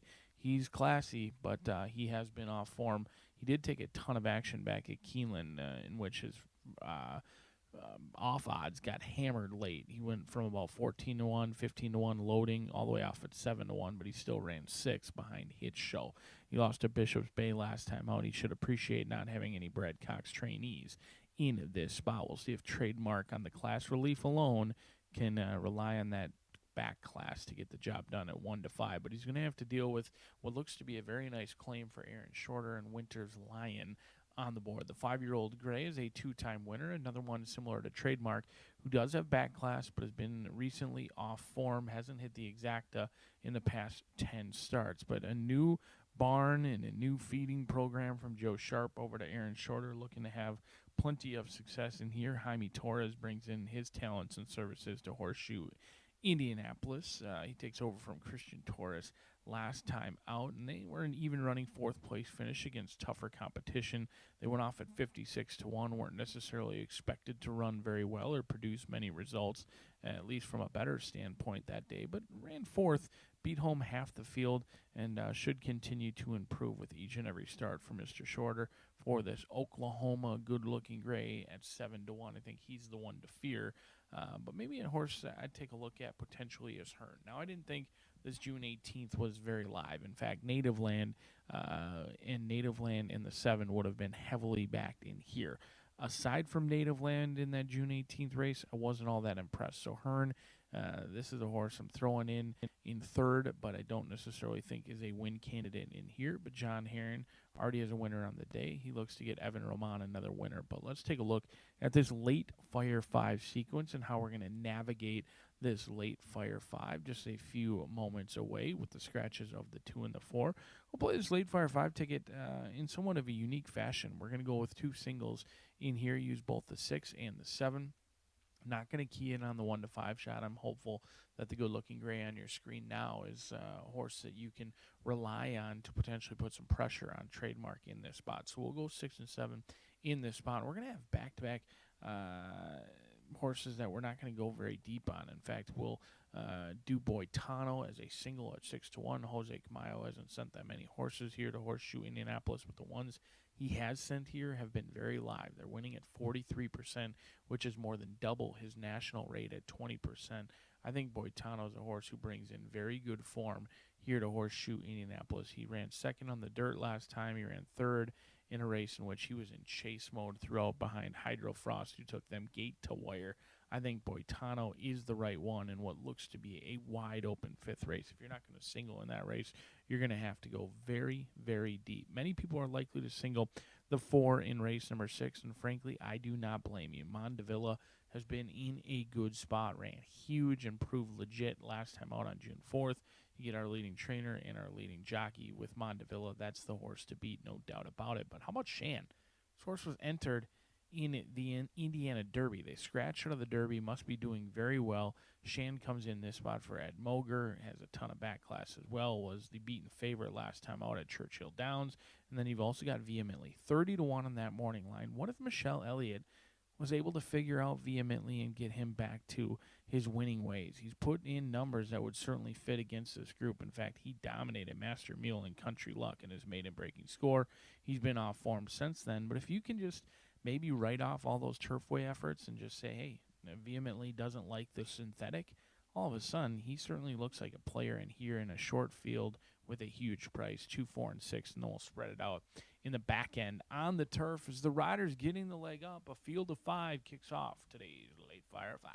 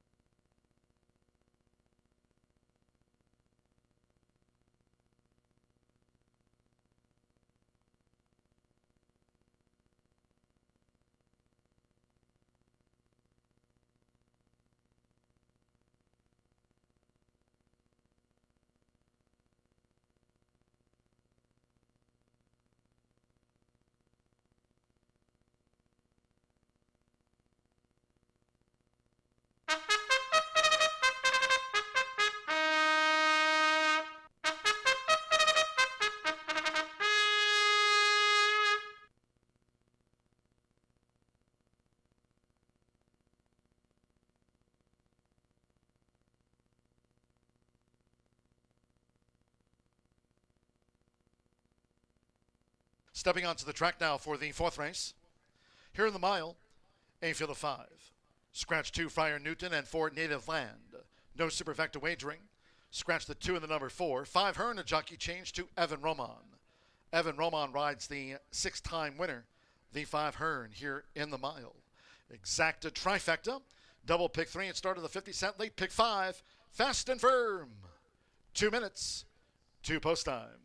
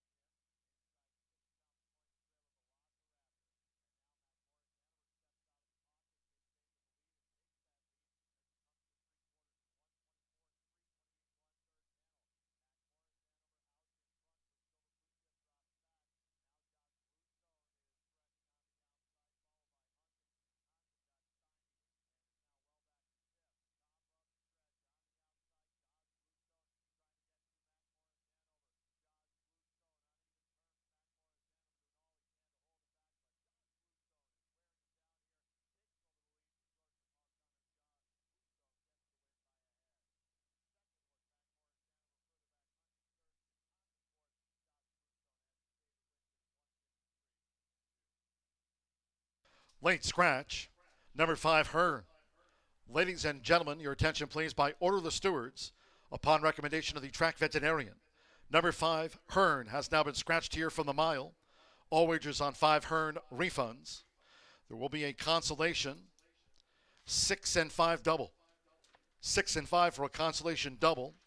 Those using 5 Hearn in a multi-race wager, you'll now receive the post-time favorite as your substitute in those multi-race wagers. 6 and 5 will be a consolation double. Number 5 Hearn, now scratched from the mile.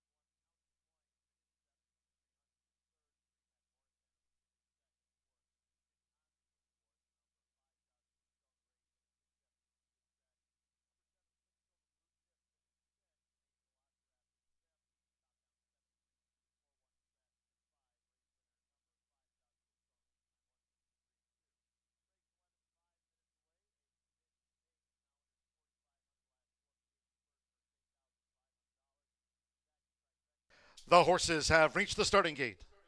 It is now post time. Loading for the mile. Keith Asmussen with Presidential.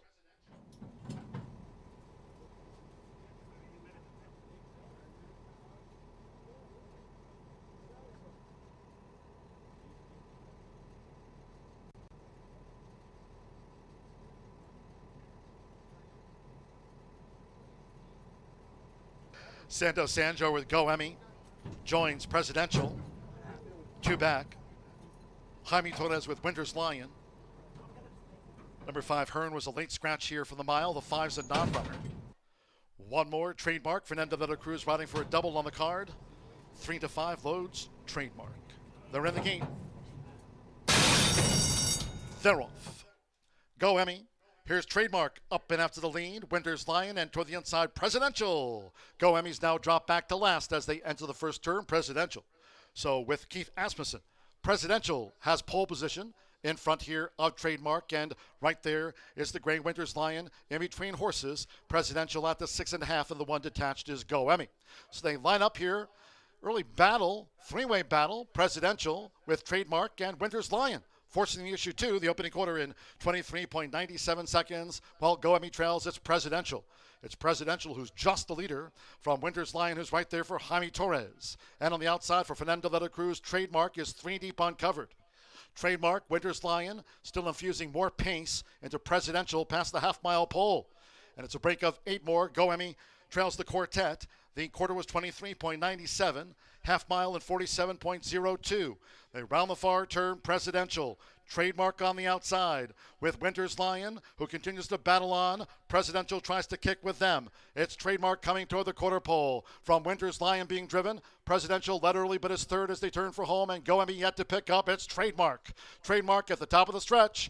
3/4 in 1 minute 10.78 seconds with Fernando de la Cruz. Trademark going for the final furlong and is now pulled clear by 2. Winter's Lion second and tries to battle on. Trademark leads down toward the final half furlong. Presidential and Go Emmy. They're close to home with Fernando de la Cruz. Trademark. Trademark holds Winter's Lion at 3-5. Trademark on top from Winter's Lion. Then Presidential and Go Emmy.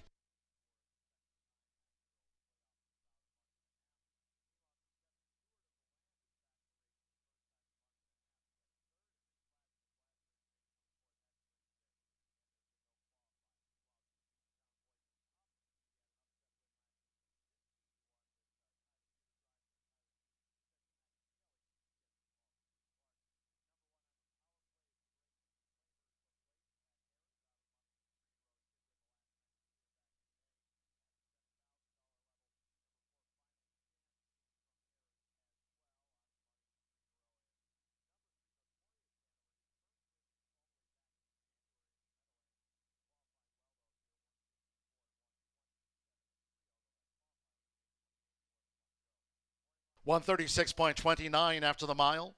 136.29, 7-6-1-3, and that's the full order. 7 Trademark at 3-5 kicks it out. The 6 Winter's Lion at 5-2 was second. Number 1 Presidential at 5-2 third. Go Emmy last of 4 all the way around. There was no superfecta. Presidential for the trifecta.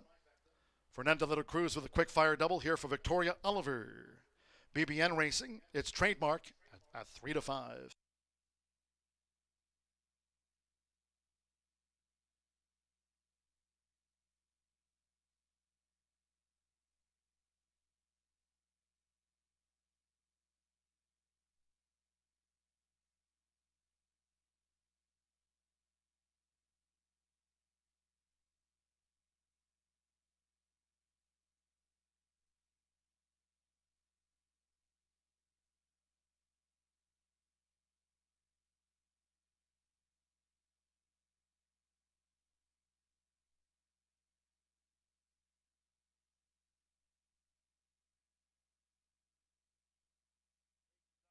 Stepping into the Murphy Trailer Sales Winner Circle, the 7 Trademark. The Millionaire with Fernando de la Cruz on board today for a riding double on the card. Trademark is a 6-year-old bay horse by Upstart. At a creative trick by Creative Cause, the now 7-time winner is trained by Victoria Oliver. For BBN Racing LLC of N. Braxton Jones Lynch and others, Horseshoe Indianapolis congratulates the winning connections of Trademark. Wins our mile feature on the card.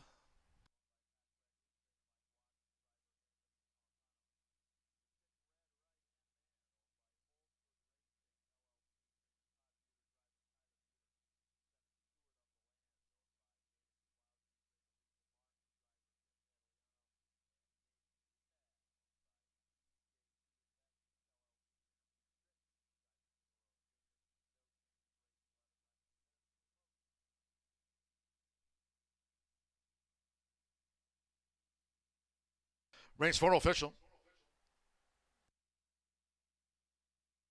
7-6 Exacta paid $5.40, 50-cent trifecta.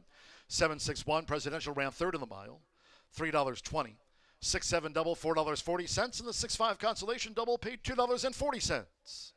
The 50-cent pick 3 on races 2, 3, and 4. Capped off by Trademark, the pick 3 coming back a couple of dollars and 55 cents. 4 faced the starter. 136.29 for the mile. Favorite ran first. 19 minutes away. Race 5 is next on the docket. First of those on the turf course in the starter turf mile. Scratch 5 Ransomware, 6 Tiverton, and the 8 Mine Own Star. Scratch 5-6 and the number 8 from the race card. Exacta Trifecta Superfecta. Double pick 3 started the $1 late pick 4 presented daily by Itoba. Course firm rail at 12 feet. Start to the $1 horseshoe hat trick all turf pick 3. with the starter turf mile at 4:17 post time.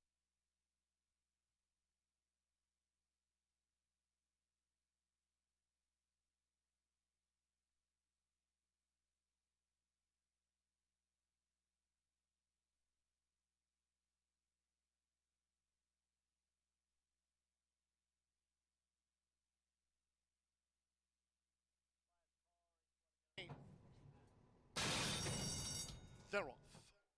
Go Emmy. Here's Trademark up and after the lead. Winter's Lion and toward the inside, Presidential. Go Emmy's now drop back to last as they enter the first turn, Presidential. So with Keith Asmussen, Presidential has pole position in front here of Trademark, and right there is the gray Winter's Lion in between horses. Presidential at the 6.5, and the one detached is Go Emmy. So they line up here. Early battle, three-way battle, Presidential with Trademark and Winter's Lion. Forcing the issue to the opening quarter in 23.97 seconds. While Go Emmy trails, it's Presidential. It's Presidential who's just the leader from Winter's Lion, who's right there for Jaime Torres. And on the outside for Fernando de la Cruz, Trademark is 3 deep uncovered. Trademark, Winter's Lion, still infusing more pace into Presidential past the half-mile pole.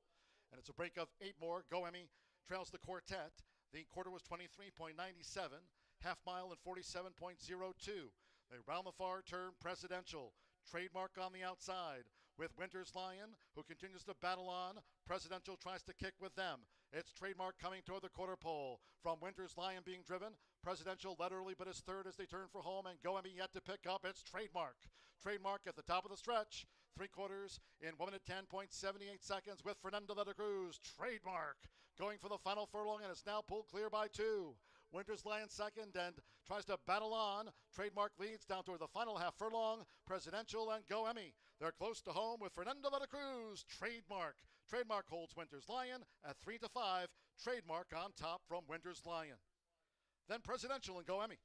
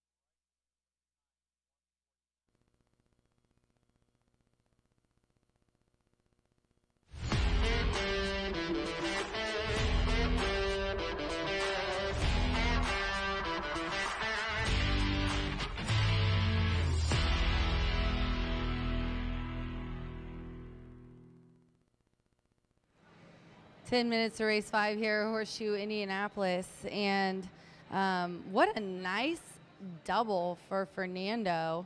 One for Eric Foster, one for Victoria Oliver.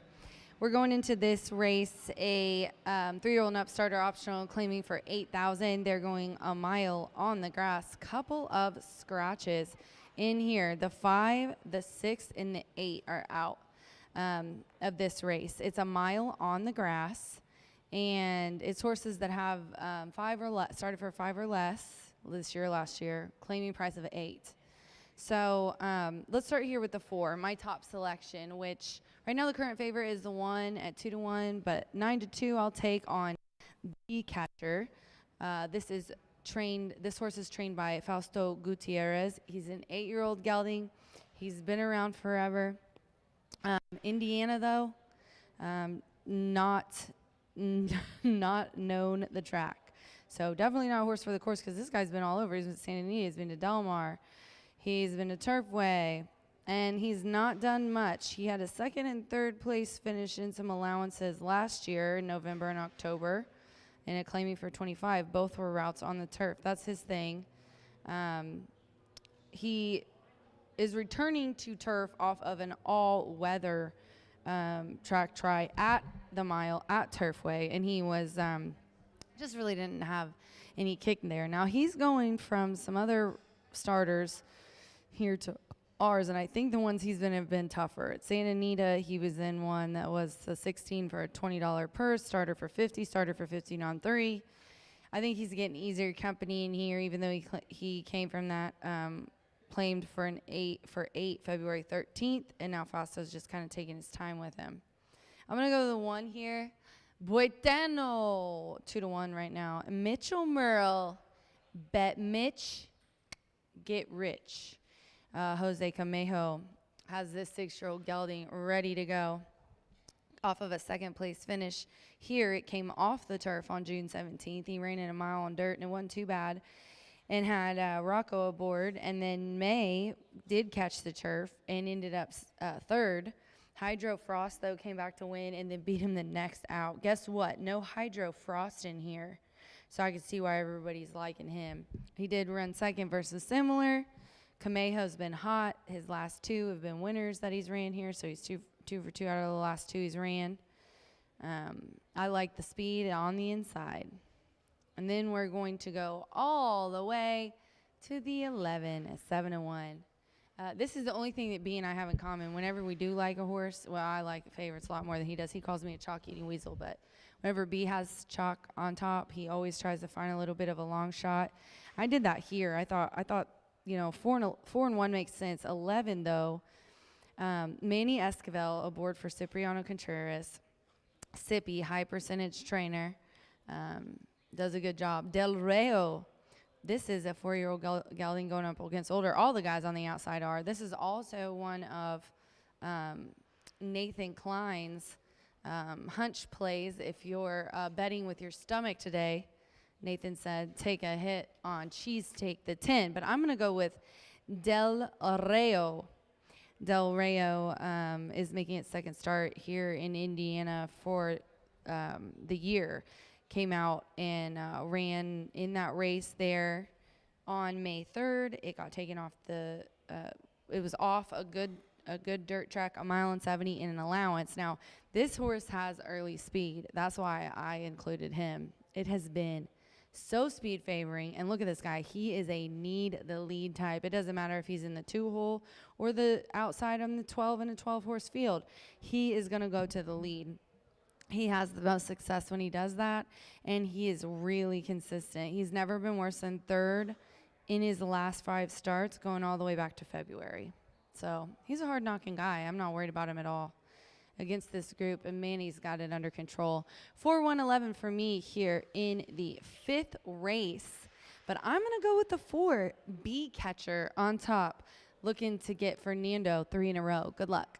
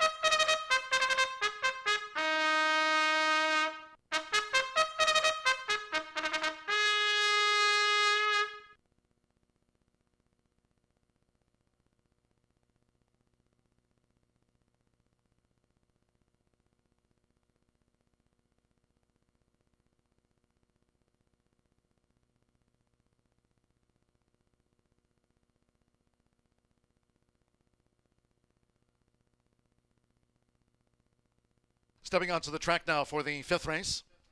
This race will be run over the turf course. Course firm rail at 12 feet here over the mile. A field of 9, scratch 5 ransomware, 6 Tiverton, and 8 Mine Own Star. Scratch 5, 6 in the 8. Exacta, trifecta, superfecta. Double pick 3. Starter the $1 late pick 4 presented by Itoba. Starter turf mile begins the $1 horseshoe hat trick. All turf. Pick 3. Due off soon.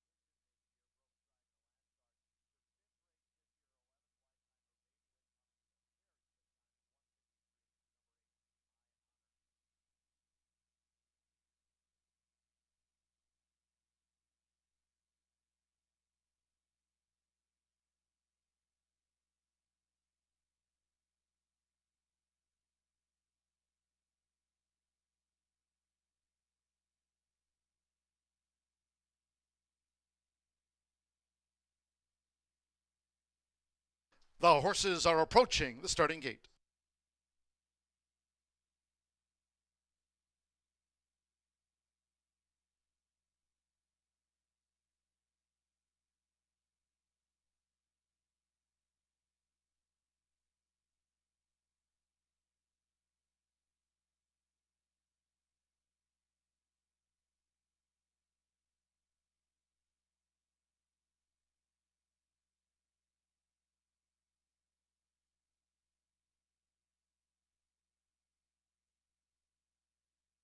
Crossing over to the turf course for the first time today. Course firm around the 12 feet near the mile start.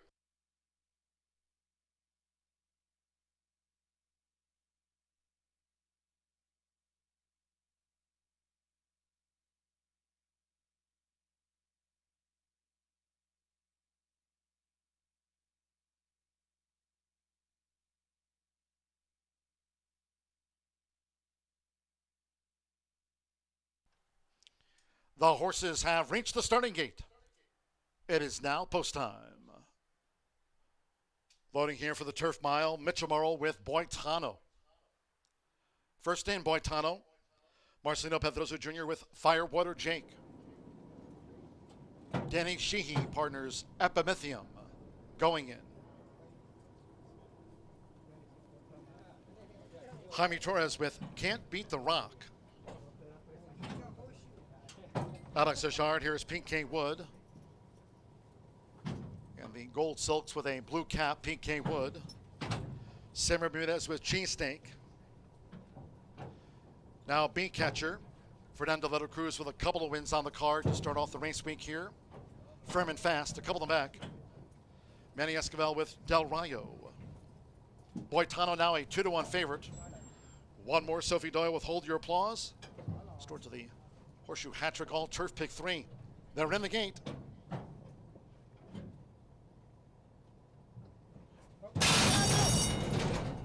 And they're off.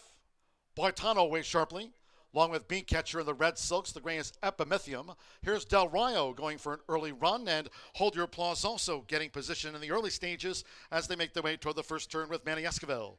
Del Rayo took the top and leads here as they turn from Boitano, who's staying close to the front runner. Del Rayo, 6 furlongs to go. Hold Your Applause is running a close third. Epimethium holds the rail in fourth. On the outside, Can't Beat the Rock is running in fifth, and toward the inside is Beat Catcher taken back to settle in sixth. Cheesecake seventh in improving position, but out deep on the course, and then comes Firewater Jake and PK Wood trails. 23.49 lead seconds, Del Rayo. Del Rayo leads the turf mile here in front to Boitano. Del Rayo and Boitano. They're 3/4 length apart past the half-mile pole. Hold Your Applause, Cheesesteak, steady progress, but wide. Epimethium is saving ground there, running in fifth for Danny Sheehy, and 4 lengths off the leader, Del Rayo, as they head toward the far turn. Then comes Can't Beat the Rock, who's next in formation. Beat Catcher still leads 2. They are Firewater Jake, and PK Wood remains the back marker. Half mile, 48.52 seconds, coming toward the quarter pole, Boitano. Boitano putting this move on Del Rayo, and they're head-to-head as they turn for home. With on the outside, Hold Your Applause, who's in range, and Epimethium now looks to gain ground between horses. Beat Catcher starts to rally with the rail. 3/4, 1 minute 11.55 seconds. It's Boitano by a nose. Toward the inside is Del Rayo, who tries to kick. And here comes Epimethium, who's joining at the finish. It's Epimethium for Danny Sheehy. Epimethium and Boitano toward the inside. Photo finish, Boitano and Epimethium. A nose between them, photo. Firewater Jake was nearest at the finish, and Can't Beat the Rock was also close up in a driving finish.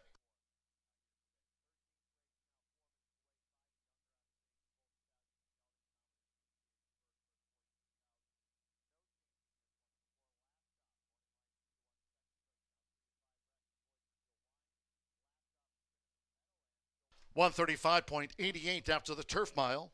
Photo finish.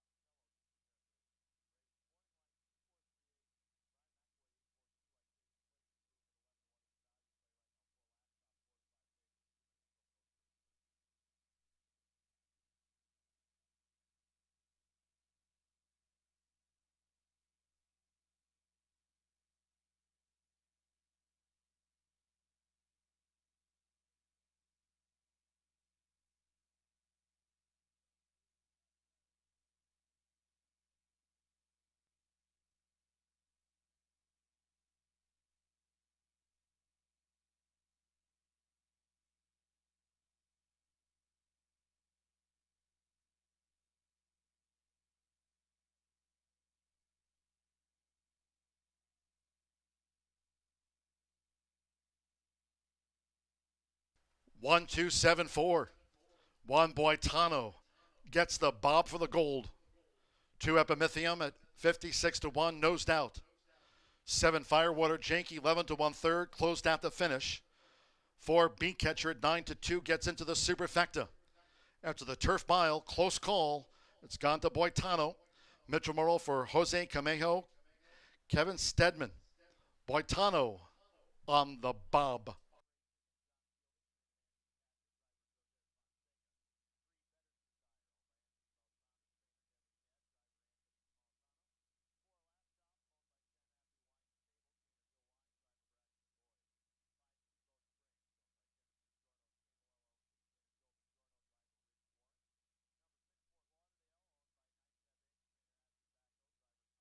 In the Murphy Trailer Sales winner circle, the 1 Boitano with Mitchell Morrow. Boitano is a 6-year-old bay gelding by Nyquist. Out of the Pulpit Mare, Cannavelli. Jose Camejo trains for Kevin Stedman. Boitano in a bobber at 6-5 over 56-1. Epimethium, who just missed 1-2-7-4.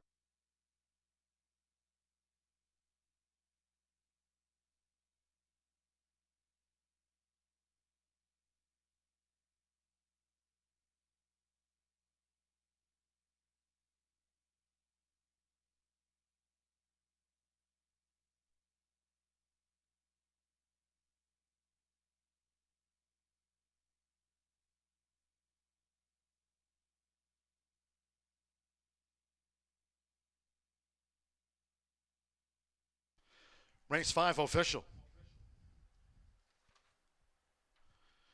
1-2 Exacta. A nose margin between them. Paying $218. Beat Catcher slipping into the superfecta. 1-2-7-4, 10-cent superfecta, $469.28. Firewater Jake third, nearest snap to finish. 50-cent trifecta, 1-2-7, $257.75. 7-1 double, $7.80. The 50-cent pick 3 on races 3, 4, and 5, $3.35. 50-cent early pick 5, $117.90, pays out on 5 of 5. $1 early pick 4, daily starts on the 2nd of the day, 404, $16.20. In the turf mile, the 5, 6, and 8 were non-runners. Favorite first by this much, 135.88. 18 minutes away, race 6. After that driving finish to the turf mile, scratch the 7 Gisoli and 8 Spinning Pride. Scratch 7 and 8. 1 Dr. Alex is in. Fernando de la Cruz rides the 1. Dr. Alex is in. There'll be no pentafecta wagering. 4 Mondavilla, 2 over. 6 Vehemently, 3 over. Exacta trifecta superfecta. There's no grand high 5. Double pick 3 and post time 4:48.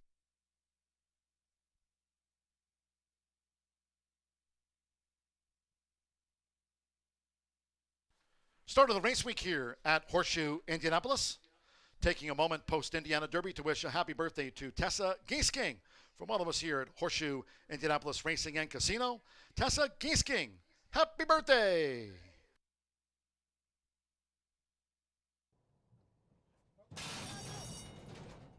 And they're off. Boitano weighs sharply, along with Beat Catcher in the red silks. The gray is Epimethium. Here's Del Rio going for an early run, and Hold Your Applause also getting position in the early stages as they make their way toward the first turn with Manny Esquivel. Del Rio took the top and leads here as they turn from Boitano, who's staying close to the front runner. Del Rio, 6 furlongs to go.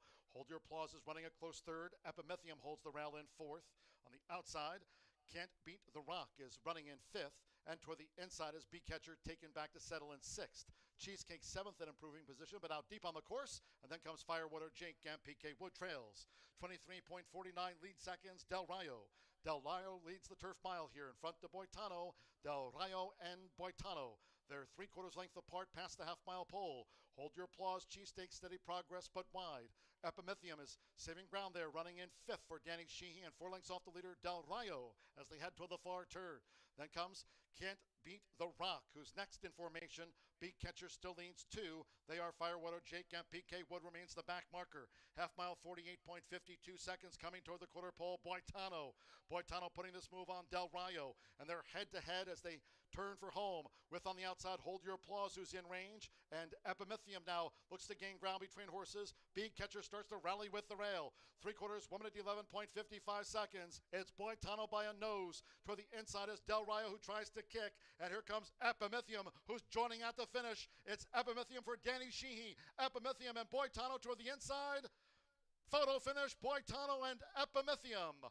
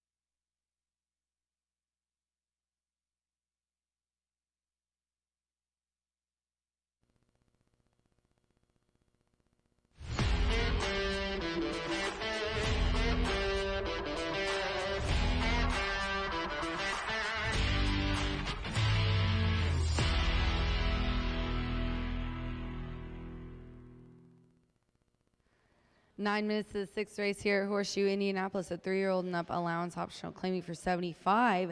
This, if you bet on FanDuel, is our race of the day, meaning you can get your win bet back, I think up to $5. Don't quote me on that, but get on the FanDuel app and bet this race. It's our race of the day, our bet back guarantee.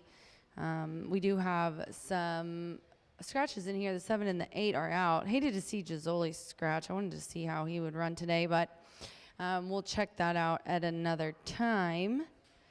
The 2 is who I'm going to go with on top here, Shan. They're going 6 furlongs. There's no Penta in here, but we do have still, I think, a nice field going postward. And I just thought that this horse it was obvious that this horse fits in better in this spot than the Derby. I think they have a wonderful chance here. Evan Rome on aboard for Ed Moger, 3-year-old colt by Chancelot. And the Dam is by Violence, one of my favorite sires. This one coming from Kentucky has been a Turfway over the winter, ran on the Poly. I think could have probably would have preferred the dirt, but did have a nice couple of thirds, including a stakes. But the Churchill races, if you look at these last 2, he was in claiming for 50s there. A 6-horse field, got second. Ended up kind of tracking the field and really just moved up a little bit for second, past 1 horse, and then kind of just tucked in, and then was really far off the pace in the last race, kind of wide trip as well, and still was last by 7 lengths and ended up rallying, only getting beaten a length and a half for second as the bettor's favorite. This horse also has put up the highest Brisnet speed figure of 86. And as I said, the bettor's favorite off a nice second. Just looks good, so good to me as well. And just a little bit of a nod from scratching out Derby Day for this spot kind of moved me towards him here in this race. Right now, the current favorite at 4-5 is the 4, Mandavilla. And I will not knock you at all for picking Mandavilla. Ramos is aboard. Randy Klopp trains. This is a 3-year-old gelding who's making his 8th lifetime start. He's 4 of 7 with winners. 5 of his 7 races have resulted in a first or second place finish. This guy is the speedy of the speed. He's also, however, I will say, last race put up an 86, and so did Shan. So they have very comparable, the same speed figure in that last race at the same distance. That was on June 4th at Churchill for Shan, and June 4th here in the William Henry Harris Stakes, and he was beaten less than a length for second by CJ Storm in that race. Before that, Sagamore Sire he won on the slop sprinting on May 14th, and then also a nice allowance win to start the 2025 meet. It just seems like Klopp knows where this guy's going to win. He knows where he's going to run well. He picks his spots, a couple allowances, and takes down some stakes. And I think that's probably the plan for his 3-year-old season as well. Then I'm going to go to the rail here, the 1. Dr. Alex is in. Michelle ended up putting Fernando de la Cruz in the irons here. I just got her an interview, her exit interview from Indiana Derby. How'd the day go? How was it? She ran top in the Indiana Oaks and got second to Clico and beat some very nice fillies in the Indiana Oaks. So we're super proud of Michelle. Let's see if we can't roll that good Indiana Derby Day luck into this race. Here's the deal. Have you guys seen how the track has been playing? It's been early speed, and this girl, she's got it. Or this guy, he's got it. He has really, look at this. His last race, he drew the inside, drew the rail. He got out, gate to wire win in a 7-horse field with 79. That's the only reason why I put her third. Some of the speed figures are a little bit better at this distance, but look at the starts on her. He's either at the lead or half length off the lead in his races. Started out on opening day with a win and an allowance, and then got a kind of a tough kind of trip of it in Sagamore Sire. And then I think just needs a little bit more. He definitely likes 6 furlongs the best. At the distance, this horse's 3 wins have all been here in Indiana, and at the distance has had 1 win of 3. So Dr. Alex is in, inside speed, Fernando's getting the leg up right there by Chile, and they're heading to the track. I have 2, 4, 1. You see my top pick right here as Evan gets the leg up on Shan here in the 6th race. We're 4 minutes to post. Good luck.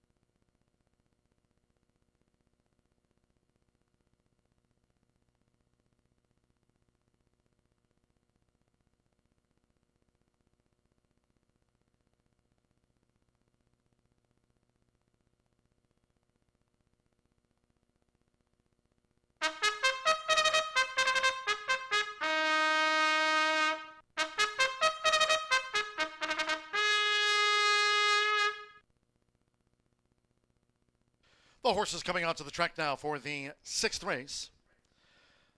This sprint for the 3-year-olds over the 6 furlongs, a field of 6. Scratch 7, Gisoli, and 8, Spinning Pride. Scratch the 7 and the 8. 1, Dr. Alex is in. The jockey Fernando de la Cruz rides 1, Dr. Alex is in. For Mondavilla, 2 over. 6, Vehemently, 3 over. There's no pentafacta wagering.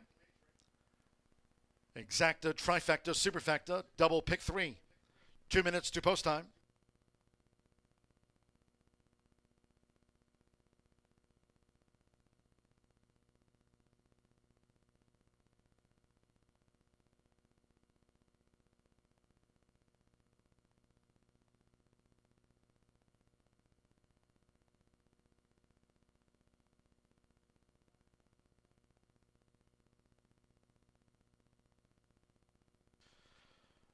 Horseman note with regard to a claim from the 5th race. 5th race, Boitano by a nose over Epimethium, a nose back to Firewater Jake from the 5th race Turf Mile. Number 12, Hold Your Applause, was an $8,000 claim. This from the 5th race Turf Mile. 12, Hold Your Applause was claimed by Tiana Richardville, and Ty Biggs claimed 12, Hold Your Applause from the 5th race to the Tiana Richardville stable.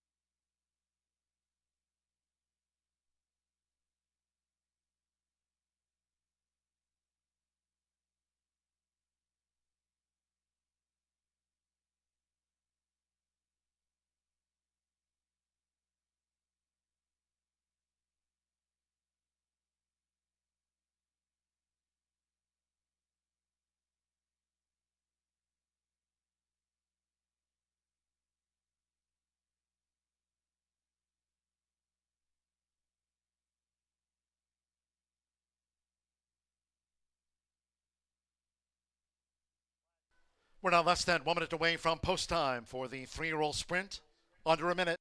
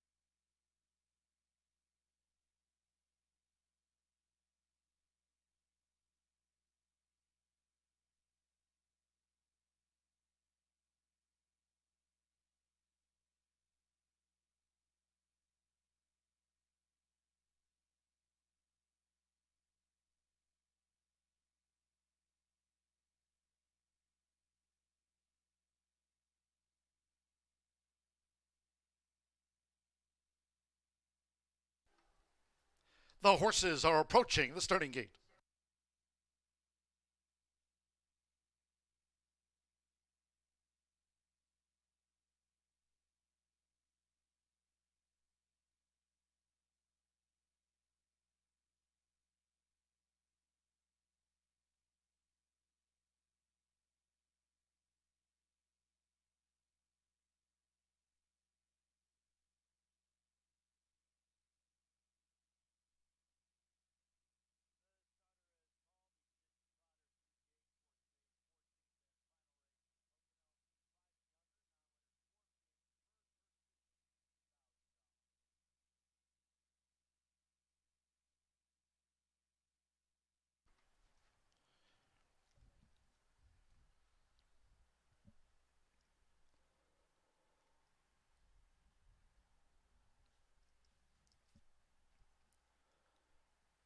The horses have reached the starting gate.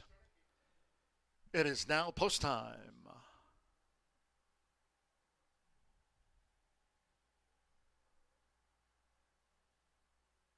They're going in. Dr. Alex is in. Would be a hat trick of wins on the card for Fernando de la Cruz, vying for the riding title here this season. Now Evan Roman Shan coming up. Javier Padron Barcenas with Run Benji Run coming forward. Mondavilla, even money favorite.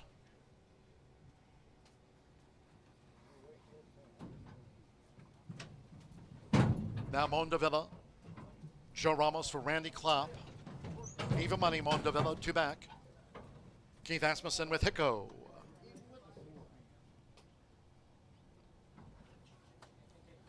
One more sophomore. Joseph Romero with Vehemently. The 6 furlongs. Mondavilla, even money favorite, all in line.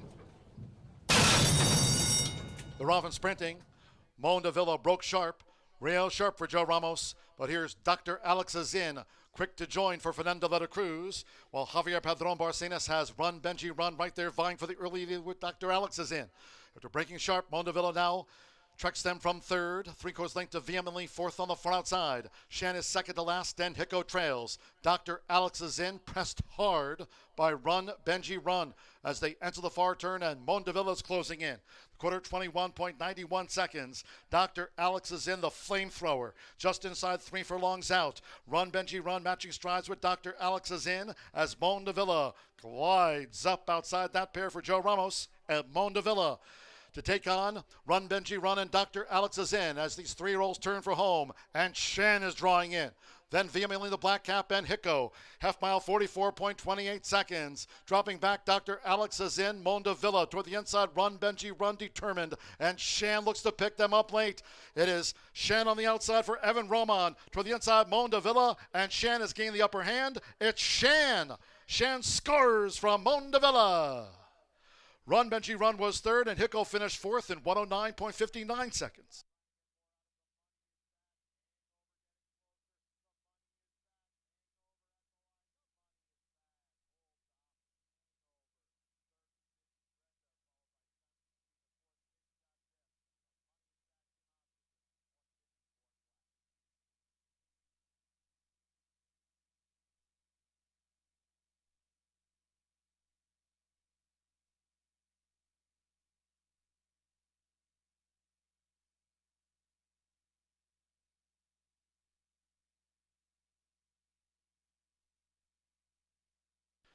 109.59 after the 3-year-old sprint. 2:43.5 to Shan. At 5-2 first for Mondavilla. At 4-5 was reeled in by Shan. 3 Run Benji Run, part of the early pace battle. At 8-1 back in third. 5 Hicko. 9-2 getting into the superfecta. There was no pentafecta featured. Shan scratched from Saturday's Grade 3 Indiana Derby. Runs here in the sprint. Takes it out. Evan Roman for Ed Moger Jr., Steve Moger. Shan at 5-2 home in 109.59.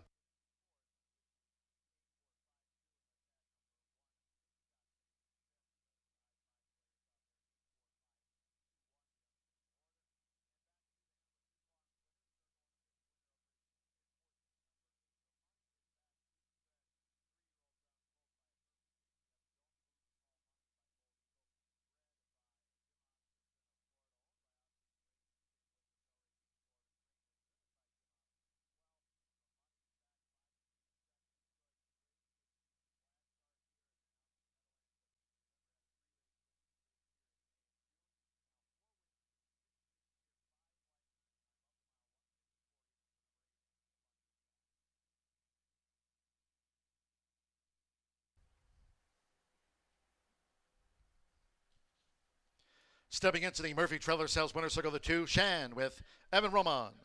Shan is a 3-year-old bank colt by Chancelot out of Caned Up by Violence.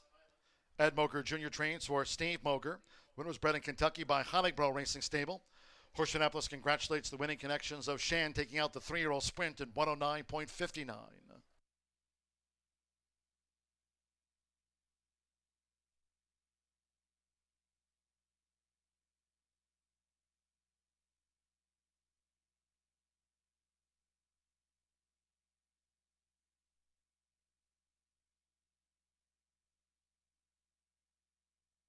Rank 6 official. The 2-4 exacta paid $12 even. There was no pentafecta wagering featured.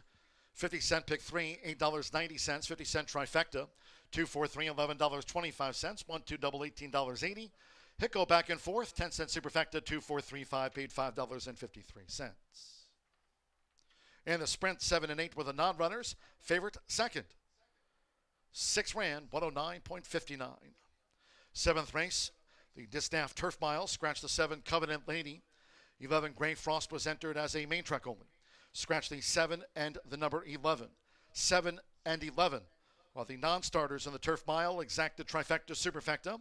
Here are the 10-cent Grand High 5 pentafecta wagering featured on the Turf Mile. Double pick 3, post time in 19 minutes. Will be at 5:17.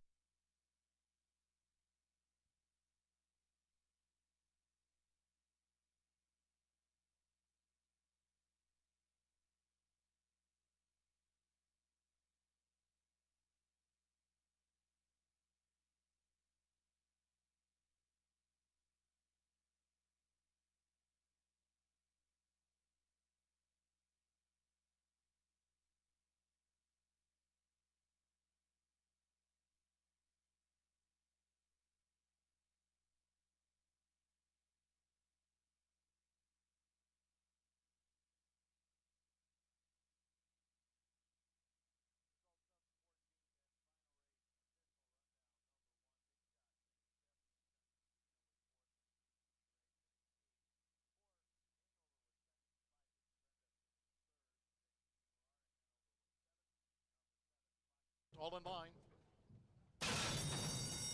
They're off and sprinting. Mondavilla broke sharp. Real sharp for Joe Ramos. But here's Dr. Alex Azin, quick to join for Fernando de la Cruz. While Javier Padron Barcenas has Run Benji Run right there, vying for the early lead with Dr. Alex Azin. After breaking sharp, Mondavilla now treks them from third. 3/4 length to Vehemently, fourth on the far outside. Shan is second to last, then Hicko trails. Dr. Alex Azin pressed hard by Run Benji Run as they enter the far turn, and Mondavilla is closing in. Quarter 21.91 seconds. Dr. Alex is in, the flamethrower. Just inside 3 furlongs out. Run Benji Run matching strides with Dr. Alex is in as Mondavilla glides up outside that pair for Joe Ramos and Mondavilla to take on Run Benji Run and Dr. Alex is in as these 3-year-olds turn for home, and Shan is drawing in. Then Vehemently the Black Cap and Hicko.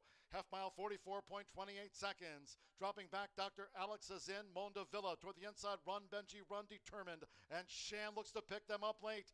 It is Shan on the outside for Evan Roman. Toward the inside, Mondavilla. And Shan is gaining the upper hand. It's Shan. Shan scores from Mondavilla. Run, Benji, run was third. And Hicko finished fourth in 109. All in line.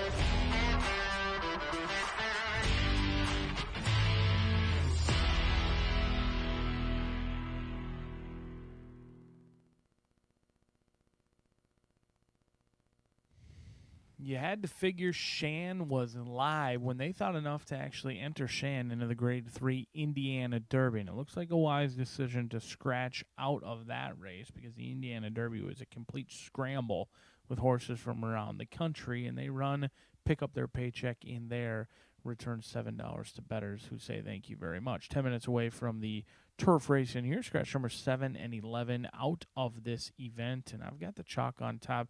Ziggy Zappa, 8-1 morning line, currently 2-1 on the board. Jamie Grubbs, Albin Jimenez, a 6-year-old mare who's a win machine. In fact, she had 4 wins last year. She's got 1 win so far this season, and it did come last time out against easier competition at the likes of Belterra. But she loves the grass, regardless of where she's running, whether it's in Ohio or here in Indiana. She's won 5 times on the grass in 11 starts. She did try a field similar to this last season. She ran into a good turf course. Jimenez came for that ride as well, as he's been aboard this moneymaker throughout her career many times. Moved into it willingly on the backside. Ran a huge race, just ran out of real estate when it was all said and done, giving way to Harvey's Princess. Went off at 7-1 that day. Currently 5-2 on the board for Zig Zappa, who looks to get the job done in win number 8 and start number 27. We'll see if the Win Machine, who's good-looking sort, can bring her Ohio form into Indiana and pick up a paycheck. 5-2, hopefully that does drift up closer to that 8-1 morning line, but those DRF projections somewhere near 3-1 when it's all said and done. The 8 is Timeless Rose for Tony Granitz. He owns and trains this 8-time winner, who's an 8-year-old, and she's still going strong. In fact, she looked like a winner at the 16th pole last time out before just losing her action and finished second behind Bijou Baby. She was in a great spot that day, but ultimately was wore out, did gallop out very willingly. It was a good effort, but anytime you open up at the 16th pole or 8th pole, I expect you to hold on, and ultimately lost by a length and a half behind Bijou Baby, but was well clear of the third-place finisher. That's all the good news. The question marks are certainly there. This horse is in for $12,000, has been in for $16,000 in the past, but in for a tag off of a layoff. It's never ideal to run May 8th and come back, almost 2 months later on a class drop. So there's a class drop and a little bit of a layoff for this 8-year-old. She does have 8 wins. 2 of them, she won already in 2025, and she won in 2024. So she has continued to win throughout the years. She is getting a little bit older now. She's in for a tag, and she should be fresh in here off of a 2-month layoff, but she had no excuses last time out. We'll see if she can return to form from that May 8th race. 2-1 on the board. 3 in here is Take Shape. Jaime Torres and Joe Sharp. Joe Sharp still unusually looking for his first winner here at Horseshoe Indianapolis. At this time last year, he had numerous victories. He hasn't sent all that many to the starting gates. This will only be the 6th horse that he's sent to Horseshoe Indianapolis. She's winless in 2025, and she's also winless on the turf, which should assure a decent price. But that decent price is being really cut in half right now. I think people are just betting Joe Sharp and a Churchill Downs shipper in a group like this. Take Shape has been facing much tougher competition. She's recently been at Keeneland, Turfway, Churchill. She gets a ton of class relief in here. However, in 5 starts, she hasn't hit the exacta on the turf. That is a question mark. She did run a huge effort in a Kentucky Downs race in which most of her career earnings did come. She finished second that day in the Kentucky Downs race in which she looked like the winner, going 1 mile and 5/16. So she can handle the turf. It's been finishing off her races that's been the problem. Multiple times she's had the lead at the 8th pole or the top of the lane, and she hasn't been able to see it out. We'll see if she can do so today. Sometimes class relief does help with that as well. Take Shape, looking to take flight in their spot, 5-2. The money is signed on. Right now, a very even betting board, a wide open betting opportunity for you coming at you 6 minutes from race 7.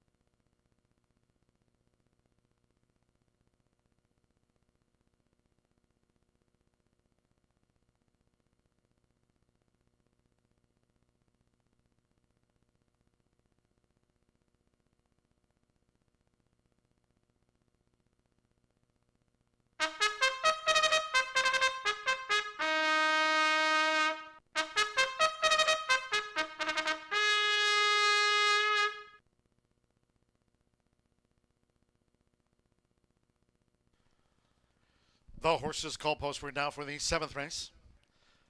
Fillies Mares Turf Mile, a field of 9. Scratch 7 Covenant Lady and 11 Grey Frost was entered as a main track only. Turf Firm scratched the 7 and 11. Exacta Trifecta Superfecta, the 10-cent Pentafecta. Double Pick 3 feature, 2 minutes.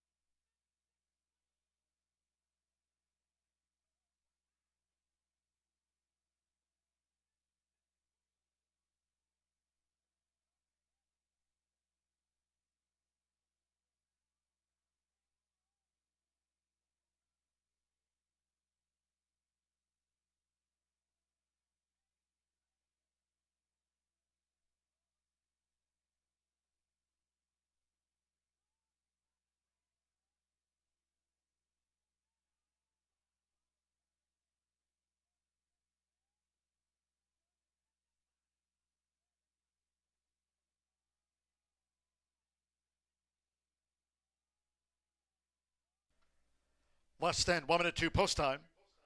Less than 1 minute.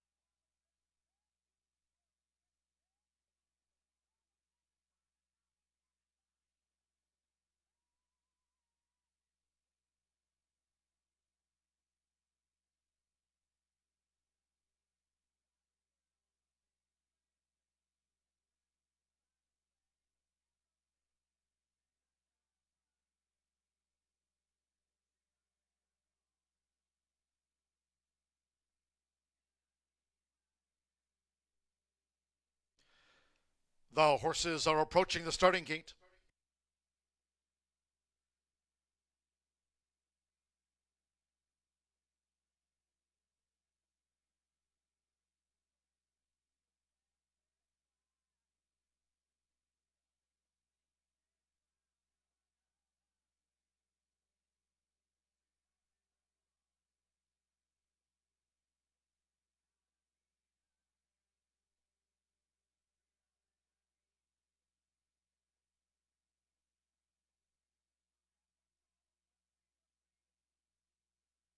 The fillies mares crossing over to the turf course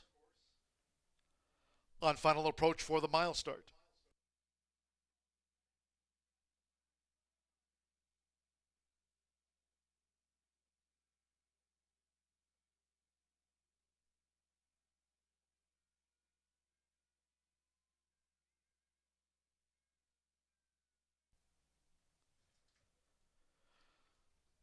The horses have reached the starting gate. It is now post time. They're going in. Javier Padron Barcenas with Rye Smile. Enticing Sunset, Alex Ashard for Karen Whittick. Loading for this fillies mares turf mile. Santo Sanjor. What If. Joins at 39-1. What If. Albert Jimenez with Zig Zappa.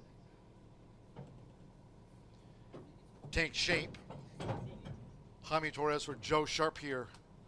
This over the mile for the fillies mares. Take Shape went in okay. Marcelino Pedroza Jr. with Timeless Rose. Councilwoman Jilly, 12-1. Be a hat trick of wins for Fernando Vera Cruz today. A couple of them back. Joella Barnos with Keen Eyesight. Course here, Ferb, turf rail set at 12 feet this race week. One more, Sophie Doyle, Psychedelic. They're in the gate. And they're off. Rye Smile, right there, Take Shape. Along with Councilwoman Jilly, here's Enticing Sunset with an early bid as they make their way toward the first turn with Javier Padron Barcenas and the rail. Rye Smile leads out from Take Shape and Enticing Sunset. Councilwoman Jilly secures the rail in fourth with 6 furlongs to run. Then toward the inside is Timeless Rose, who also finds a ground-saving position as they go to the back. Keen Eyesight in the all-pink silks. Toward the inside, Zig Zappa with Psychedelic, and What If has dropped back to last. The quarter 22.79 seconds as these fillies mares go up the back of the course. Rye Smile leads at 25-1. Rye Smile in front. Take Shape tracks nicely. Enticing Sunset vying for third with Councilwoman Jilly the rail. Timeless Rose and on the outside Keen Eyesight.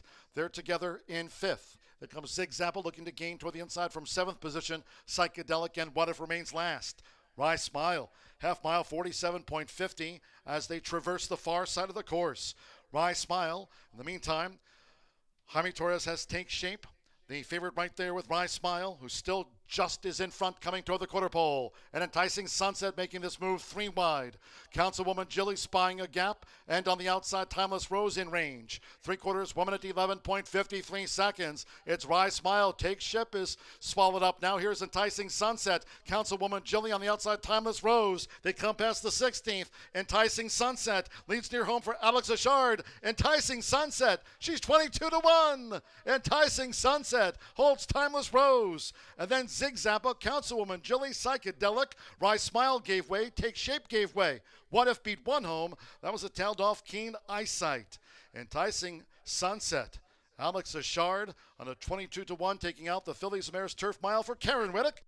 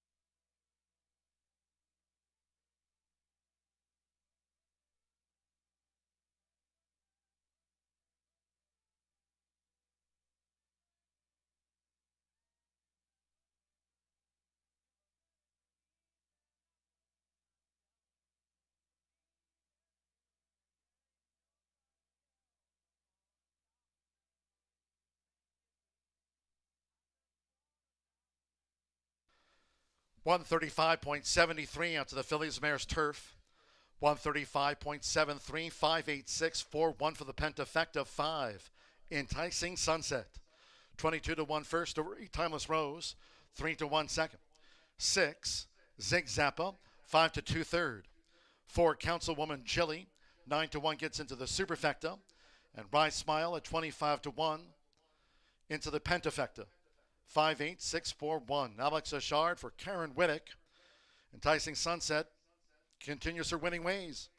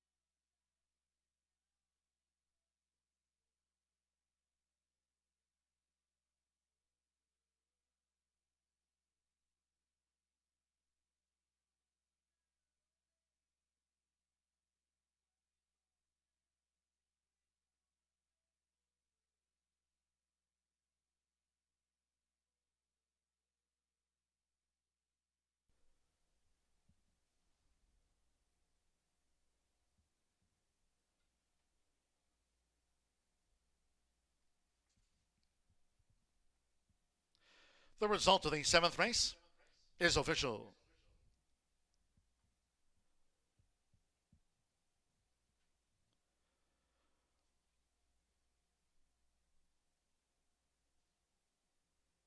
A couple of recent wins on the banks of the Ohio River at Belterra Park. She's now made it a hat trick of wins. The 5, Enticing Sunset with Alex Ashard. The Murphy Trailer Sales Winner's Circle, Enticing Sunset is a 4-year-old Bay Filly by Enticed. At a Kencho by Fusaichi Pegasus. Owned and trained by Staten Island's own Karen Whittick. Horseshoe Indianapolis congratulates the winning connections of Enticing Sunset.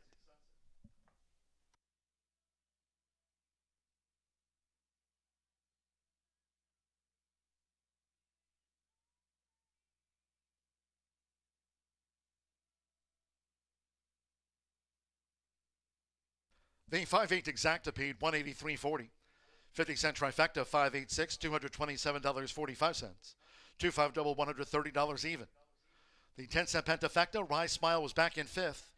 58641, 10-cent grand high 5, $3,013.80. Pick 3, $126.70. Councilwoman Jilly finished 4th. 10-cent superfecta, 5864, $255.72. Phillies Mares Turf Mile, 135.73 for Enticing Sunset.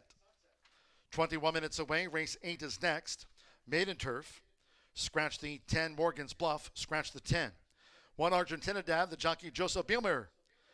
Joseph Bielmer on 1 Argentinidad. 6 Emissary, the jockey there will be Danny Sheehy. Danny Sheehy on 6 Emissary. Number 9 Momentario, the jockey Evan Roman. With a sprint win on the card, Evan Roman rides 9. Momentario, scratch the 10. Exacta, trifecta, superfecta, 10-cent pentafecta, and double.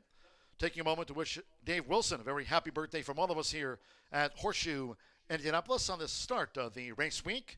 Dave Wilson, a very, very happy birthday.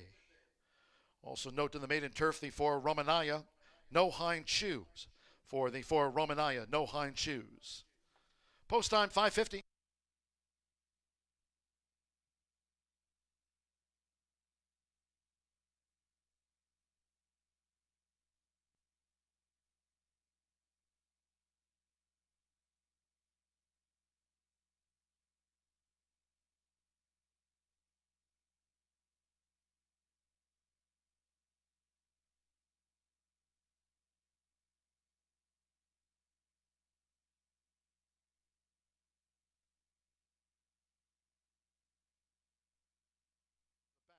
Keen eyesight in the all pink silks. Toward the inside, Zig Zappa with Psychedelic, and What If has dropped back to last.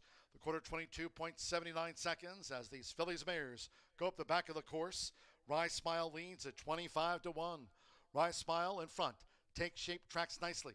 Enticing Sunset vying for third with Councilwoman Jilly the Rail. Timeless Rose and on the outside Keen Eyesight. They're together in fifth. There comes Zigzapple looking to gain toward the inside from seventh position. Psychedelic and What If remains last. Rise Smile, half mile 47.50 as they traverse the far side of the course. Rise Smile. In the meantime, Jaime Torres has Take Shape. The favorite right there with Rise Smile, who still just is in front coming toward the quarter pole. And Enticing Sunset making this move 3 wide. Councilwoman Jilly spying a gap. And on the outside, Timeless Rose in range. 3/4, 1 minute 11.53 seconds. It's Rise Smile. Take Ship is swallowed up. Now here's Enticing Sunset. Councilwoman Jilly on the outside, Timeless Rose. They come past the 16th. Enticing Sunset leads near home for Alex Achard. Enticing Sunset. She's 22-1. Enticing Sunset holds Timeless Rose. And then Zig.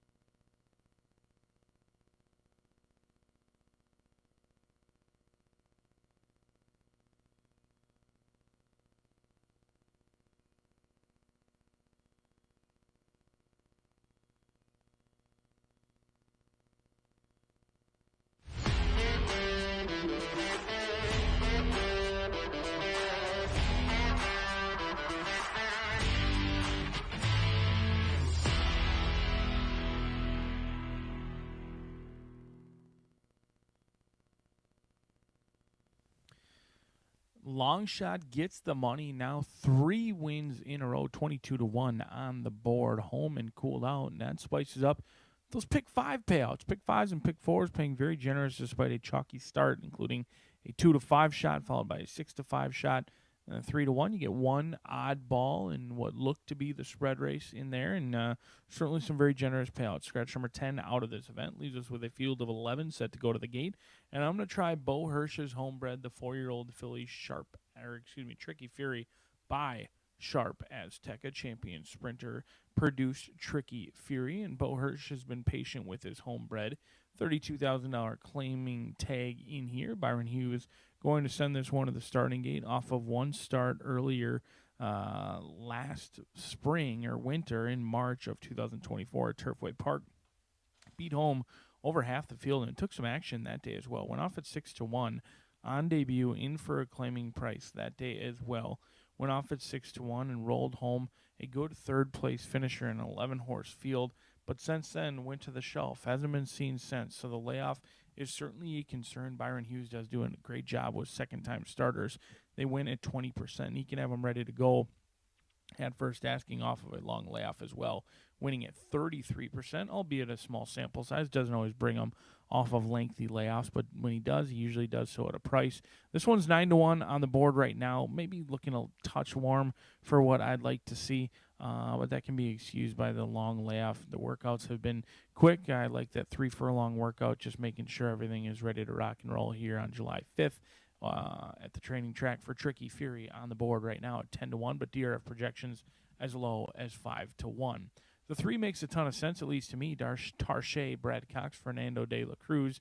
This one can be forgiven. Last start absolutely missed the break by a bunch. It was an 11-horse field, missed the break, was slow into stride. I won't say rolled home, but certainly finished with interest, I would say. Kind of was snatched up very quickly after that race, kind of taken up, even though the horse was coming with momentum and was passing horses, was snatched up just past the wire, so you couldn't really tell if the stretch out was always the plan or if that was just the start or whatnot. They did have 24 works prior to the debut, so not much to make of it. The breeding is indifferent on whether this horse really wants to go long or short or whatever it may be. But Tarche does make sense. The connections alone, all they do is win, including Fernando de la Cruz and Brad Cox, who team up at 29%. Strictly the horse to beat, but for me, the horse to bet could be Emissary in post number 6. Danny Sheehy going to be riding this daughter of Cloud Computing, the 3-year-old does take on older in here and is out of Peace Opportunity. It's the field's long shot, 16-1 on the board. And the mare, Peace Opportunity, while she was winless in her career, she only started once up in New York at Aqueduct. She's produced some very, very quality animals. And frankly, I think this 3-year-old filly would have some breeding shed implications, knowing that she is a half to First Piece. Well, First Piece is a 5-time winner from 15 starts, is still racing today, and has banked over $778,000, all of which 100% have come on the turf course, and has handled 2 turns, a stakes winner at Del Mar, winner of the Wicker Stakes last year in July at Del Mar, and has won numerous stakes races, most notably the Grade 2 Eddie Stakes in September at Santa Anita going downhill. So Emissary didn't show much on debut, but that can be forgiven. It was on the synthetic. It was at Gulfstream Park. Now stretches out long on the turf, and there's some breeding to suggest this long shot could be live in here, but it's in for a tag and switches trainers, so you never know. But Danny Sheehy winning at 28%, the talented kid has not come over very often, but when he has, he's made the best of his mounts, and he's looking to do so in here with 16-1. Emissary, field of 7, rounds out thoroughbred racing on a Tuesday here at Horseshoe Indianapolis. The beautiful and talented Martha Clausen will give you the winner. In fact, all she does is give winners I paid my mortgage, following her picks with the 330-yard sprint in the finale. Don't forget, live racing returns on Wednesday, in which we will congratulate you on making it through your week, or at least halfway through your week, and still plenty of opportunities to make some money right here at home place, where we call Shoe.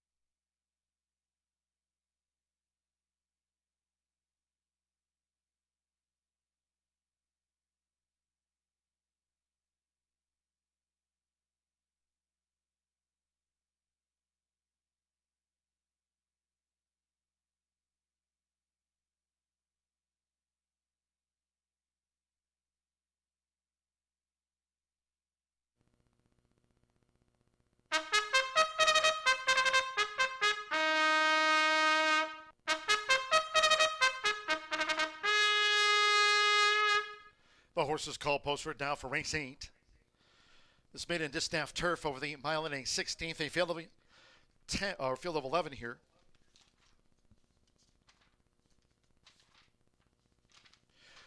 Only one scratch, take out 10, Morgan's Bluff. 11 will run. Scratch number 10, Morgan's Bluff from the race card. The 10 has been scratched. Rider changes here in the maiden distaff turf. 1, Argentina Dad Joseph Bielmer. 6, Emissary Danny Sheehy. 9, Momentario Evan Roman. Scratch the 10. Joseph Bielmer is on the 1. Danny Sheehy partners the 6. And Evan Roman on number 9. Exacta, trifecta, superfecta, 10-cent pentafecta. Starts at a late double. 9th race closing the card with a quarter horse dash over the 330. Fast, no wind. Scratch number 3, our Love Interest. 9th race, the quarter horse dash. Scratch the 3. Firm and fast, 2 minutes.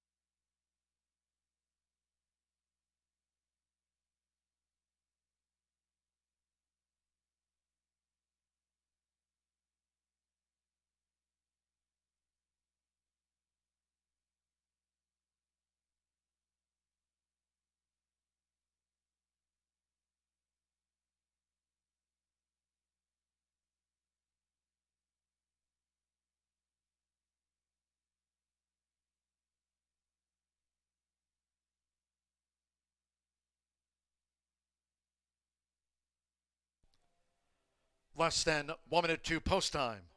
Less than 1 minute.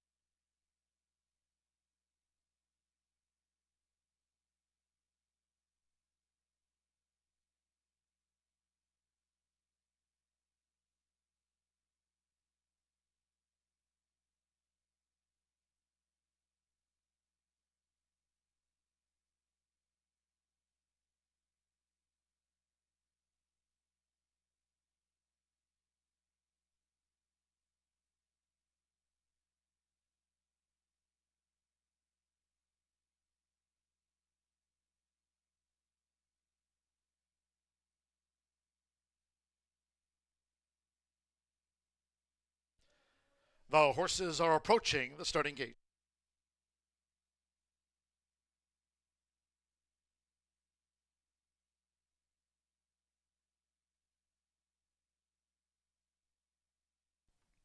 For one more time today, crossing over to the turf course. Maidens making their way up toward the mile and a 16th start.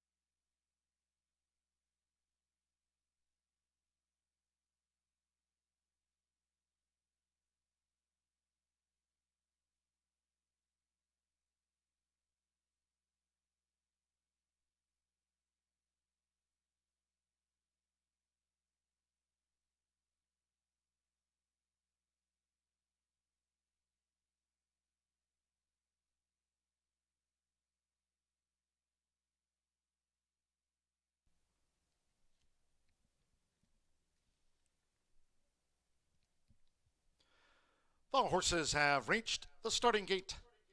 It is now post time. Loading for this maiden distaff turf mile, Joseph Bimmer with Argentina Dad.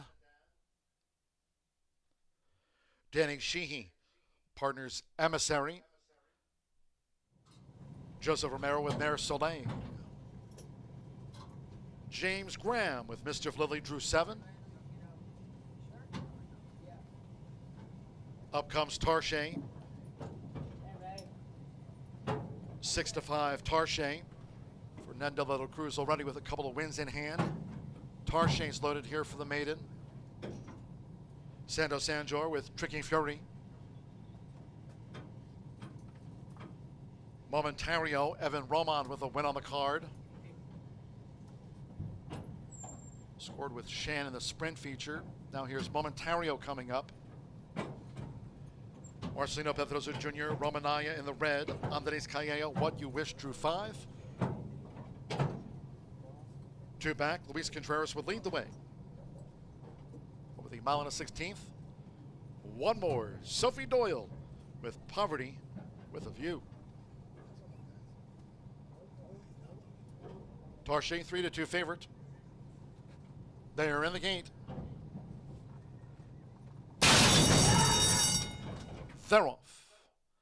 Tarshay in the purple cap, along with What You Wished. Right there is Romanaya attending the early pace. Settling back through the field was Argentina Dad. It's Tarshay to the early lead for Fernando de la Cruz. Running for a hat trick of wins on the card. Challenged here by Akeen. Momentario, who's now taken the lead for Evan Roman and has opened up a 4-length lead out to the stretch from Tarshay, who now tracks 6 furlongs to run. Then comes Ronaya in the red cap with Poverty with a View running wide and now making headway as they go to the back of the course. Emissary is partnered with Lead the Way, who found the rail. Mischief Lily is running 3 wide. What You Wished in the back half with Tricky Fury. Then comes Mare Soleil and Argentina Dad trails. 22.30 lead seconds, Momentario. Momentario at 15-1 generates the pace and leads Poverty with a View by 2. Tarshay is holding the rail and Mischief Lily now gaining on the outside for James Graham. They're racing a joint third. Tarshay's now 4th as Mischief Lily's going for a bit outside rivals. As they enter the far turn, then comes Lead the Way with Emissary. Dropping back Romanaya. Tricky Fury on the far outside, Mare Soleil. What You Wish just dropped back once under pressure. The trail remains Argentina Dad. Half mile, 47.28 seconds. It is Momentario. Poverty with a View is right there for Sophie Doyle. And this battle joined by Mischief Lily, who continues to make progress, and Tarshay follows her. These maidens have straightened away. Poverty with a View, Mischief Lily, Tarshay in between horses. Momentario, Levitt has dropped back, then Lead the Way. They're deep in the final furlong. And here's Tarshay moving up boldly between horses. Mischief Lily matching strides. Poverty with a View was swallowed up. It's Tarshay. Tarshay on top has won it from Poverty with a View, who stayed on to run second from Mischief Lily. Lead the Way was 4th. Momentario, Mare Soleil, and next across was Tricky Fury in the maiden turf.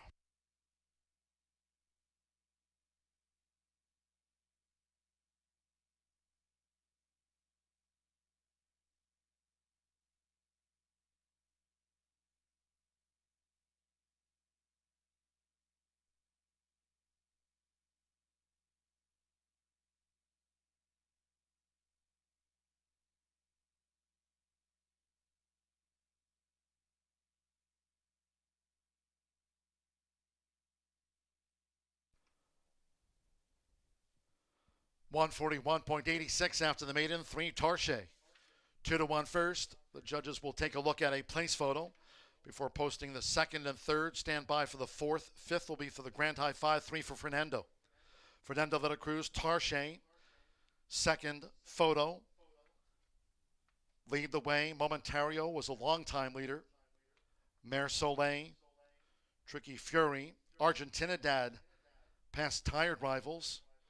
141.86. Daughter of Satsas, Tarche, the Irish bred, for Huffman Family Racing.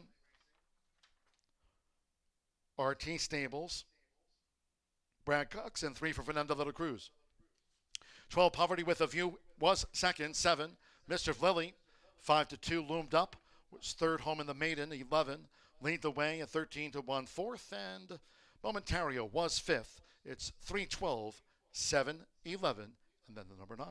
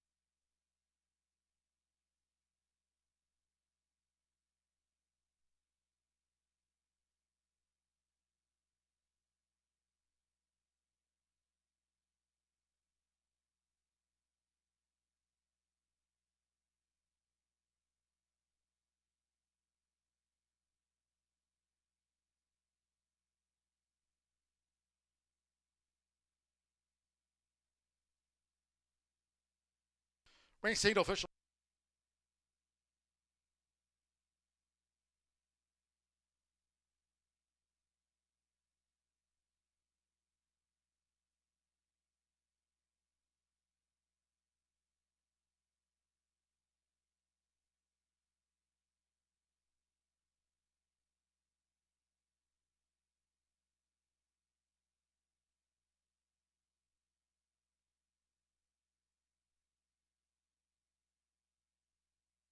And the Murphy Trailer Sales winner circle, the 3 Tarche.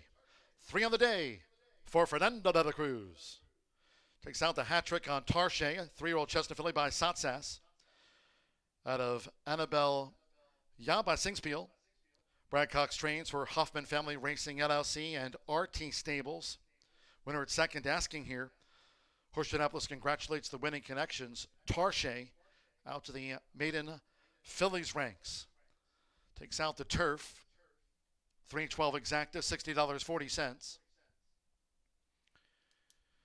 5-3 double, $199.40. Trifecta, $56.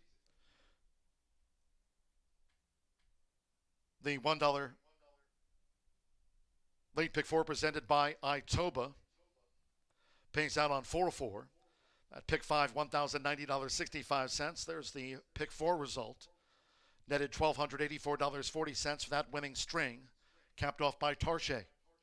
141.86. Pick 3, $222.25. And the 10-cent Pentafecta, $274.44. Momentario ran 5th. In the maiden distaff turf, the 10 was a non-runner. Favorite first, 11 ran, 141.86. 15 minutes away from the curtain closer. A quarter horse allowance dash over the 330 yards.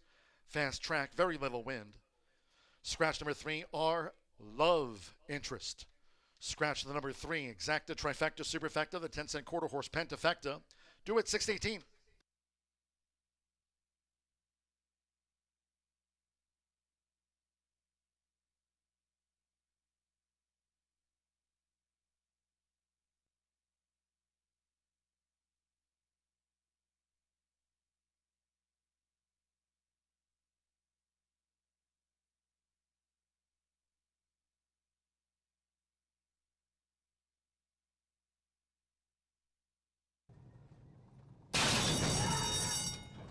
Theroff. Tarshay in the purple cap, along with What You Wished. Right there is Romanaya attending the early pace. Settling back through the field was Argentina Dad. It's Tarshay to the early lead for Fernando de la Cruz. Running for a hat trick of wins on the card. Challenged here by Akeen Momentario, who's now taken the lead for Evan Roman and has opened up a 4-length lead out to the stretch from Tarshay, who now tracks 6 furlongs to run. Then comes Ronaya in the red cap with Poverty with a View running wide and now making headway as they go to the back of the course. Emissary is partnered with Lead the Way, who found the rail. Mischief Lily is running 3 wide. What You Wished in the back half with Tricky Fury. Then comes Mare Soleil and Argentina Dad trails. 22.30 lead seconds, Momentario. Momentario at 15-1 generates the pace and leads Poverty with a View by 2. Tarshay is holding the rail and Mischief Lily now gaining on the outside for James Graham.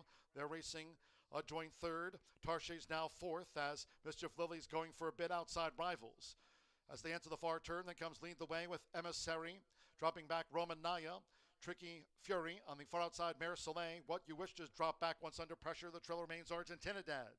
Half mile, 47.28 seconds. It is Momentario. Poverty with a View is right there for Sophie Doyle. And this battle joined by Mischief Lily, who continues to make progress, and Tarshay follows her. These maidens have straightened away. Poverty with a View, Mischief Lily, Tarshay in between horses. Momentario, Levitt has dropped back, then Lead the Way. They're deep in the final furlong. And here's Tarshay moving up boldly between horses. Mischief Lily matching strides. Poverty with a View was swallowed up. It's Tarshay. Tarshay on top has won it from Poverty with a View, who stayed on to run second from Mischief Lily.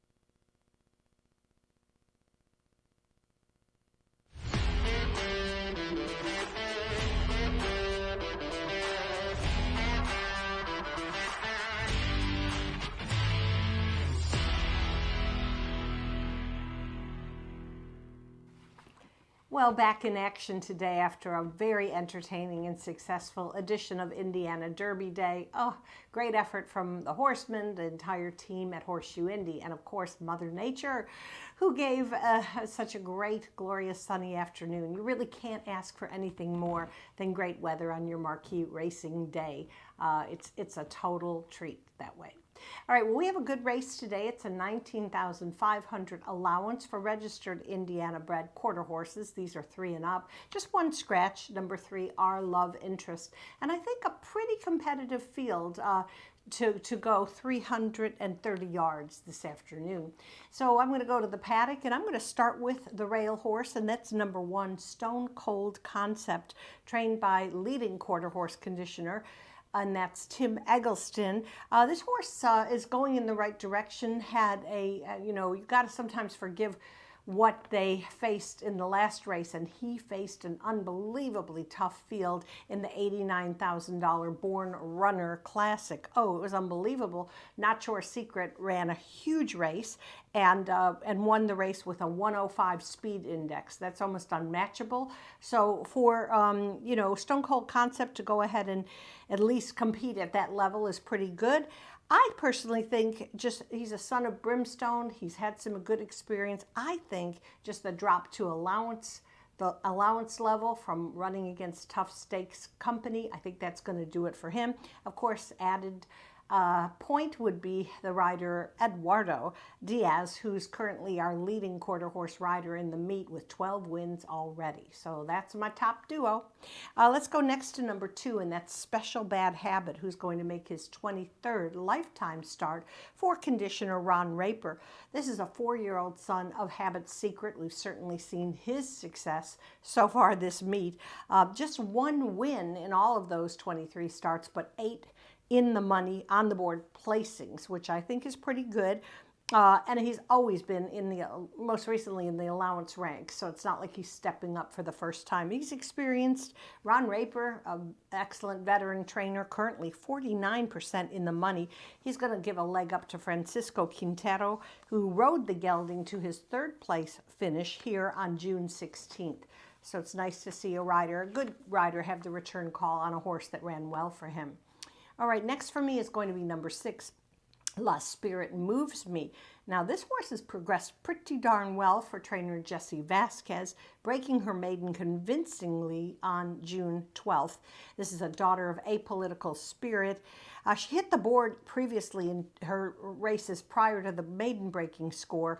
And you see sometimes stepping up to allowance ranks for the first time, especially against this group, might be a little tough. But boy, Jessie and her husband Giovanni Vasquez Gomez have been doing really well with their horses.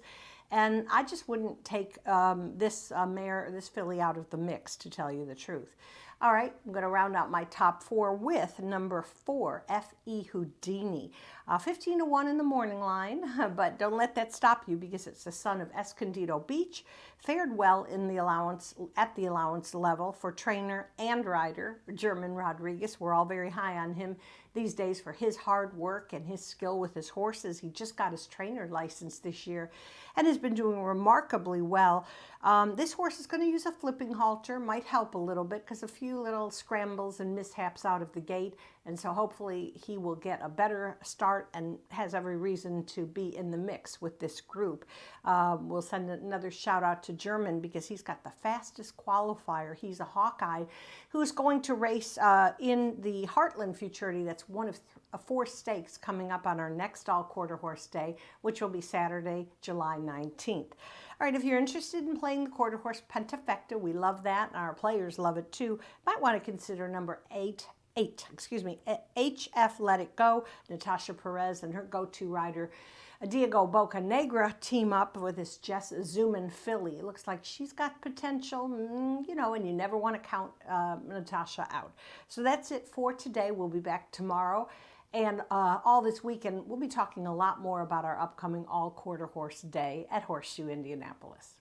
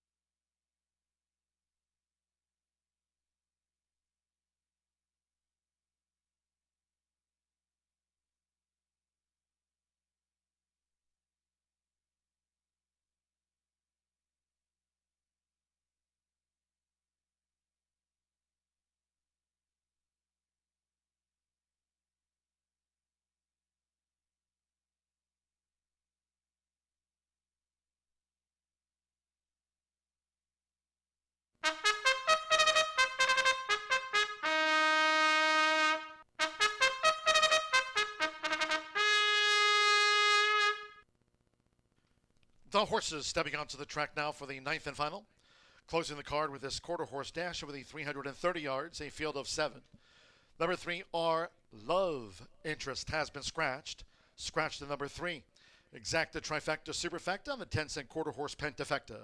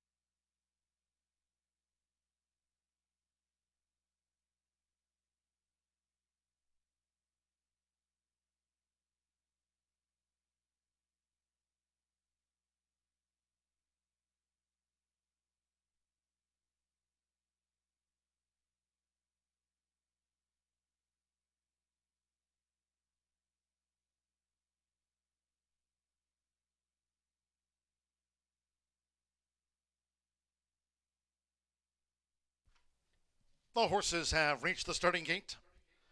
It is now post time. Effie Houdini joined by County 2. Effie Houdini, County 2, use flipping halters. While Spirit Moves Me. Stone Cold Concept. Special Bad Habit being let up. Super Javi. 330 yards, fast track, no wind, one more. Diego Bocanego with HF Let It Go. Wednesday post time 2:10 when racing resumes. Comes the last, all in.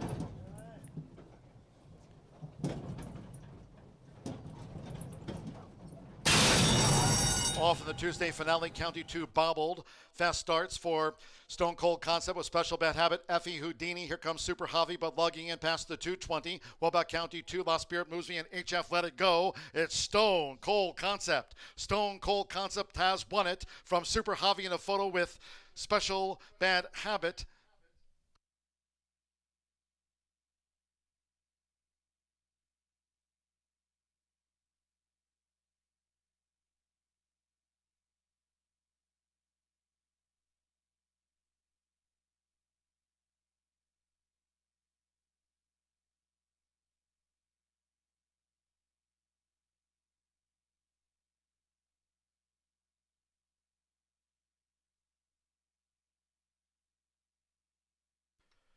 One Stone Cold Concept at 3-5. Final favorite takes out the 330-yard dash. Second photo. Stand by for the second, third, fourth, and fifth for the quarter horse Pentafecta. Eduardo Luna Diaz, Tim Eggleston, Sue Belden's homebred. Stone Cold Concept in at 3-5.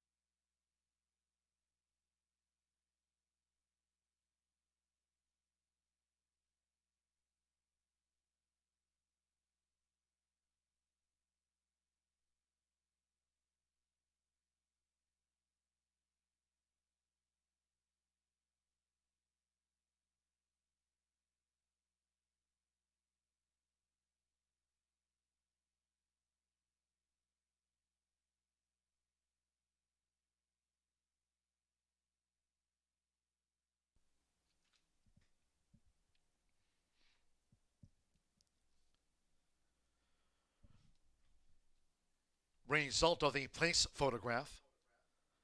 Second, the 7, Super Javi. A nose over the 2, Special Bad Habit third. 6, Lost Spirit moves me fourth, and 4, Effie Houdini fifth. 16.991 seconds, 1.7.264. Returning to the Murphy Trailer Sales Winner's Circle, the 1, Stone Cold Concept with Eduardo Luna Diaz. Vying for the quarter horse riding title here this season. Adds another win on Stone Cold Concept, 4-year-old Chestnut Gelding by Brimstone. And a Jess Special Courage by Jess Special. Tim Eggleston trains Sue Belden's homebred. Horseshoe Indianapolis congratulates the winning connections of Stone Cold Concept. Was the 3-5 final favorite. Clock 16.991 official.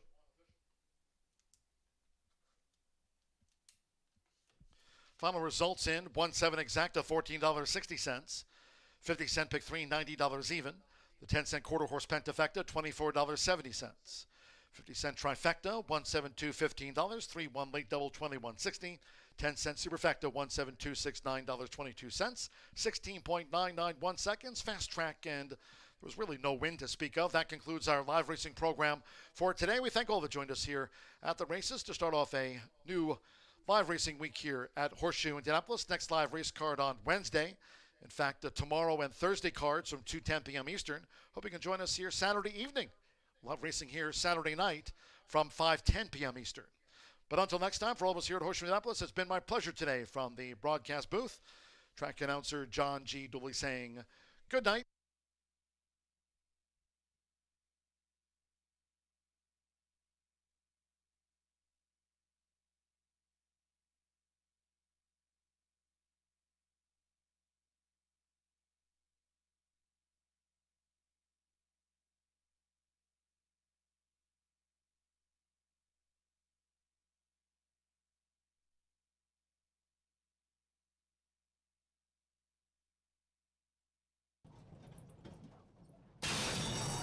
Off in the Tuesday finale, County 2 bobbled. Fast starts for Stone Cold Concept with Special Bad Habit, Effie Houdini. Here comes Super Javi, but lugging in past the 220. What about County 2? Lost Spirit moves me, and HF Let It Go. It's Stone Cold Concept. Stone Cold Concept has won it from Super Javi in a photo with Special